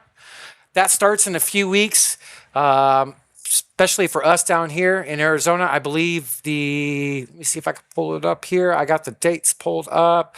So Arizona Cardinals practice opens up Friday, July 24th at 4 o'clock. So something the coach is doing differently. I've been doing these my whole life, going to tons of these. These are later in the evening. There's not as, I wouldn't say there's probably as many practices they usually are, but training camp starts soon for all NFL clubs. If you guys are available to go to some, I highly recommend it. They're so much fun and interaction and being intimate. The media is there. The players are there. You can hear things. You can see what they're working on. Look at anything that you want. It's kind of like being a scout. But Cardinals training camps opening up soon along with every other NFL club. I believe the Bears is the same date, Snoop. But football is right around the corner, brother. It sure is. Catching up with the I, Cardinals. for one, am looking forward to it. Yeah. I guess we got to talk about baseball for a couple weeks until then. I don't know. I'm getting nervous. We'll be fine. We'll be fine. Yeah. Oh, working on some shit. So training camp's coming up. So trying to hopefully could bring in some people with the team. I won't say who, but working on it. So training camp soon. And next thing you know, it's going to be preseason, Hall of Fame game, fantasy football drafts all in August. So we're right around the corner. Now, a few more weeks of dead time, as they like to say. Yep. I can't wait, man. I'm looking forward to some football. Yeah, so am I. So are you, did you ever hear of Dave? You know who Dave Pash is, right? You heard his voice, I'm sure you know. But what else you got, Snoop? You got anything left that you want to bring up? No, just like I said, I got this little funny, like NBA funny type video, but that's it. Oh, I did have. You know what? I do have one more thing of NFL. It's not really big, but I'll talk about it real quick. This came out right before the show started. I'll share this. I don't know if you heard about this, Snoop, but the parents of former All-Pro NFL running back Doug Martin, aka the Muscle Hamster, that was his nickname, say excessive force by police and delayed medical care led to his death last year. According to a wrongful death lawsuit against the city of Oakland, California, several police officers and an ambulance company. So something to look into. I don't know. I just thought that was kind of crazy when I saw that right before the show. But yeah, right. Something to look out to. Yeah, that's. I imagine that's going to be a hefty lawsuit for Oakland. Yeah. That's kind of crazy to think about. So Muscle Hamster was awesome. Muscle Hamster was great. Doug Martin, I remember vividly, like, there's a game against the Raiders. I woke like Oh, I had a long night working. I think I was bartending at the time. I think at Brookside, but it was a Saturday. It was a Sunday morning. But anyway, I took a nap, woke up, and Doug Martin he went off. He had like almost 60 fantasy points, like 50 something points. That one game against the Raiders, he like just went off. That guy was a great player. So kind of crazy news, but Yeah, I don't remember him. show you a couple highlights. But you said you're got nothing else, Snoop? Nope, man. Just one little video we could watch, and I got some Suns history, and that's about it. All right. You want me to play this video, and then we'll do some Suns history, and then wrap it up? That sounds like a plan. Yeah, this is just a spoof on the Last Dance documentary. So this is just for some comedy. It's a couple minutes, so it's a good one. Sick right there, boy. Dude, what'd you think of the dance when that came out? So I remember it was in the heat of COVID. It was like the biggest thing to look forward to, like when it came out, right? I remember that, like because the world was shut down, sports was shut down. They released it during COVID. I think it was like summer. They released it, but what I think of sounds it, about right. it was fucking amazing. That thing is badass. Yeah, it was really Great good. There's documentary. there's another one coming out soon, isn't it? Based on someone else. I'm not sure. Yeah, there's another one coming out. That I have to look documentary was the shit. It was the shit. All the stuff that came out with it, all the details, it was priceless, man. Like it Yeah, was. I'll have to look it up and bring it, next week for the folks, Yeah. But So with Devin Booker changes his number from 1 to 15 in honor of his dad. I get a little something I would like to show. Let me know when I'm good, Snoop. We can roll into Sun's history after that. All right. Devin Booker with his dad. It kind of gave me cheers sitting there talking to him. And I can see fire in his eyes, like this new chapter is going to be something special. What did it mean for Devin to announce to the world that he's going to wear your number, the number 15? The emotional part was doing it here in Phoenix is like, it's home for all of us. Walk in the arena and see the jerseys with Booker 15 on it, or the fans chanting it. It's just going to be like, a surreal feeling. Well, and he first wore it, of course, in the Olympics for Team USA. And I know people in my hometown was really proud because it's not just the 15. It was like 15, Mars Point, and all of that tied in together. And my family understand what the number meant to us, and then the town understood to see Mars Point on the world stage, which made it a big, big deal. Does it feel like a new chapter for him, changing numbers? Yeah, for sure. It's a new chapter in his book. I mean, it's crazy. He's been in the league 11 years. That's wild. And he's only 29. He'll be 30 this year, so it's a good time to make a switch and build a new legacy, in the new number. crazy. 11 years and he's 29, man. That's impressive. And he's still got some years. He can stay healthy, Yeah. And that full interview, another thing that I got from it is Booker thinks this could be the halfway mark of his career, which means he's going to play in his early 40s. Like, all right, let's go. Hit the gym, keep your body up. Let's do it. I did not, don't get me wrong. He can do it, but I didn't see that possibly coming because the guy, dude, he's been playing since he was 18 with the Suns and got heavy minutes pretty much almost right away. Yeah, there's not too many players that are loyal to the team too, and he's that player. There's Super not many loyal. of them. Steph Curry is one, but You're right. Udonis Haslam, 20 years plus. Yeah, there's not many that are loyal at all. There's only like a few of them. Totally right. Yeah. But yeah, that's pretty cool. In regards to his dad, that's Melvin, and all that stuff was done at, I believe, in Spino High School, Flagstaff, because he has a place up there. He spends a lot of time up there, but that gym. But he gets back. I don't hear anything bad about him. I'll continue to say it until I see it and hear it. Like, I don't hear anything bad about him. Now, do we know? Did he even ask Mark Williams for the number, or do you think he paid him for it? He did. How much? I'm not sure of the number, but that was the reports. He did pay him. So we'll see. I wonder what it's worth. I wonder what it's worth too. It's probably worth something nice. He probably approached him, a while back with it. I'm sure he took care of him handsomely with some money. Maybe a nice watch or something. Yeah, a new car or something. Like that happens all the time.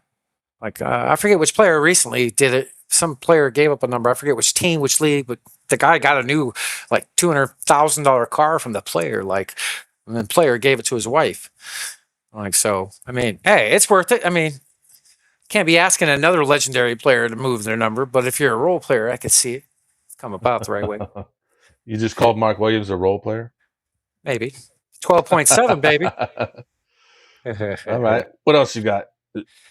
So, leaning on that note, Arizona sports history, a little bit of a throwback here. The youngest player in his draft class in 2015, Devin Booker, was selected by the Phoenix Suns. The sharpshooter was all SEC second team and the sixth man of the year for that Kentucky Wildcat team with the 13th pick in the NBA draft. So, hey, man, loyal as heck.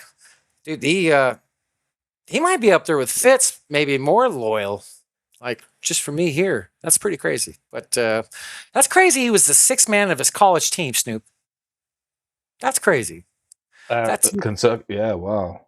That's crazy. Like that's how loaded that team was too. That was like the Calipari. I think all five of them were like all stars. I forget everybody, but that team was like the Cat team and stuff like that. There was a bunch of stars on that team. But yeah, there was. Yeah, it was. I forget lots, but there's a bunch of other players. D'Angelo Russell, right, was on that team too. Right. You're right, Snoop. He is very loyal. So, on to some other Suns history here for the state of Arizona. On June 24th, 1992, future Sun Shaquille O'Neal went first overall, and the Phoenix Suns selected Arkansas center Oliver Big O Miller with the 22nd overall pick, passing on, remember, Latrell Sprewell, who went to Golden State 2 picks later. Miller measured at 6'7", 3/4 at 313 pounds, and promised to work out 3 times a day that summer. And he was a great passer. I remember that. He molded well with that team, Snoop. Oliver Miller? Yeah. Yes, I was just seeing if I could find the picture of us with him. Shout out to Oliver Miller, who unfortunately passed away. How long has it been now? I'm not even sure how long it's been. Recently, like in the last year or two, I think. Yeah. But I'm having trouble finding the picture, so I'm not going to pull it up. But tell us, folks, about how that night for a second. How cool he was. We met Oliver Miller at a Suns game. Yeah, it was cool. I of course met him when I was a ball boy, and then we went to the game, and he was sitting right in front of us. In fact, he took the picture of all of us. Yeah, it was like what? We had 4 of us, and we asked him to take a picture of us. He took the phone and did a selfie with all of us and him. That was pretty cool. But we had El Poopy with us. Yes, and true patriot. True patriot. Yep. But yeah, Oliver Miller was a good dude. He did eventually lose all the weight, and he seemed like he was he seemed really good off, when we saw him, like seemed like he was in good health, good spirits, and it's a shame. He's a good person. He was a sweetheart that night. He was nice. It's always cool when you meet anybody that's in professional sports, and they're like, you have a good interaction with them. Like, they're cool. That's long. That stays with you a long time. Yeah, definitely. Let's see what do we got here. On this day, so 6/24/1998, after Mike Bibby went number 2 to the Vancouver Grizzlies, the Phoenix Suns traded Steve Nash to the Dallas Mavericks for the draft rights to Pat Garrity. Wow, that's a name drop.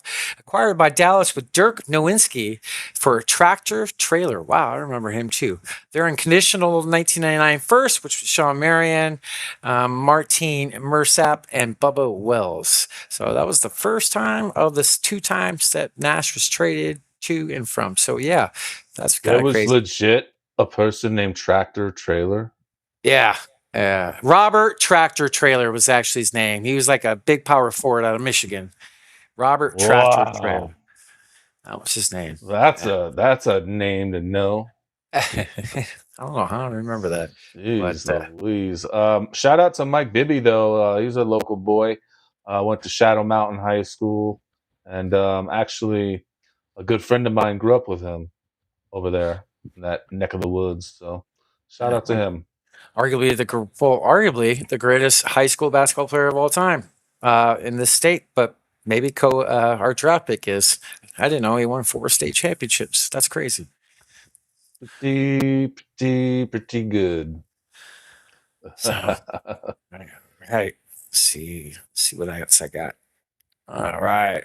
On June 23rd, 2016, at per John Gambadora, reported the Phoenix Suns dreamed for both 18-year-olds Dragan Bender and Marquise Chris, which is exactly who they got, selecting Bender 4th and trading their 13th and 28th picks, plus the rights to Bogdan Bogdanovic for Marquise Chris at number 8. That's who they wanted, and they were such huge busts, Snoop. Man, that's exactly who we wanted too. I remember that. Everybody was high on them. Oh, 2 lottery picks you cannot miss on. Like, that sets your franchise back. Yeah, and then then right after that, you miss on another number 1 pick in DeAndre Ayton. Yeah, it's just you can't miss on that, especially the top 8. Oh man. And then throw in Josh Jackson into that mix too. Yeah, I mean, you've been missing out on a lot of draft picks. Totally. That's actually funny. I had a Josh Jackson thing, but I don't know where the bookmark went. But yeah, Josh Jackson, that guy wasn't he 4th overall? Something like that. Yes, 4th. Yeah, dude. I had a Josh Jackson bobblehead. I gave it to El Poopy for his birthday. Yeah, you did. You remember people were offering you money for it at the game? Oh, that's fucking funny. Yes. So on this date, on 6/22/2023, hours before the NBA draft, the Phoenix Suns acquired Bradley Beal. Oh God, I don't even want to talk about this. Yeah, we have to talk about this one. All right, I'll move on to the next. All right, I'm moving that one from the screen. That's all right. So this is a great moment. I won't show the actual play, but the alley oop, the valley. Yeah, DeAndre Ayton's probably only gold moment here in Phoenix, right? It's probably his best moment. Yeah. That's it. Valley oop, the inbounds pass from Jay Crowder with 0.7 left to win the game. Dude, that was a great design, by the way, of that play call. Because I believe a great call. Yeah, and it was. I believe. Were Snoop, we watching it together? Were we all together watching it? I feel like we were all watching it. Me, you, and El Poopy, maybe some other people. We were. Yeah, it was a great moment. It's a shame that guy can't keep his head together and play proper basketball, because he could be a great player, but he's just a lost cause, I feel like, with him. And then what's crazy is I see people say bring him back to the Valley. Like what has he done since he left the Valley that makes you say bring him back? Like what? Totally. Yeah, I think it was. So I remember, like, I wish I could show the play, but there was a great play design. He was like on the top of the corner key, like top right key. He started down in the paint, came up, set a screen, and then there was 2 screens for him coming back down to the paint. It was a great play design. So he came off 2 screens for that, and that was a great play. Great. Yeah. Yep. Was that in the finals? Was that? It was against the Clippers. Okay, yeah. It was And the playoffs, Western Conference Finals. So, yeah. Okay. and that rolls me into my next date. You called it, DeAndre Ayton. On this date, the Suns' only number 1 pick. Man. Lost. Yes, Luka Doncic, Marvin Bagley, DeAndre Ayton, and we pick Ayton first.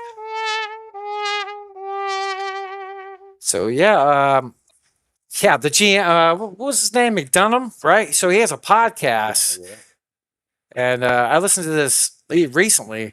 He wanted Luka. The owner told him no. They wanted Luka. Ah, fucking owners. Well, Let I your mean, that's what I would do too if I was him. Is I would shift the blame. You know, I right? mean, even if that's not true, you know, like I would fucking say it was like, yeah. I mean, that's a big oopsie daisy right there. You know, imagine Luca and Book playing together.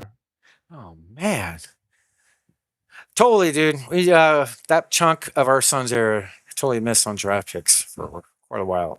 Yep. Thank God the Sarver era is over. Thank God, dude.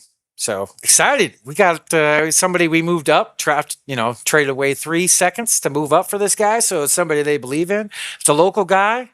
He has a good track record. I don't think it's immediate, but if he can develop a few things, I think he can be a very good player. I heard also a comparison to Panchero in Orlando as well, as far as maybe his ceiling. So we'll see where this goes, 36 wins to a U of A team that's had a great history of basketball. It's pretty Yeah. damn impressive. It's pretty damn That is impressive. I'm shocked to hear it actually. So that's all I got, Snoop. Man, another fun episode, brother. Been another fun one, my friend.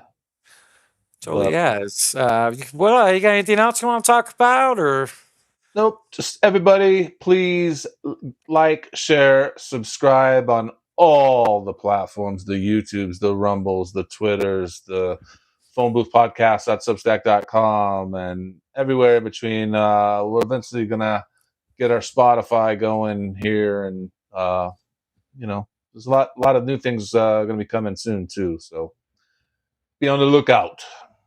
Yes, I'm excited. Exciting things. Another week of the Pick Is In podcast. Thank you so much, everybody. Appreciate all the love. We really are grateful for you guys. Snoop, thank you for what you do, what you bring me in this space. Love doing this. It was fun tonight. Another great show. Tout le monde, tous mes amis, je vous remercie de partir. Good night, everybody. Good night, everybody. See you next week. Love you guys.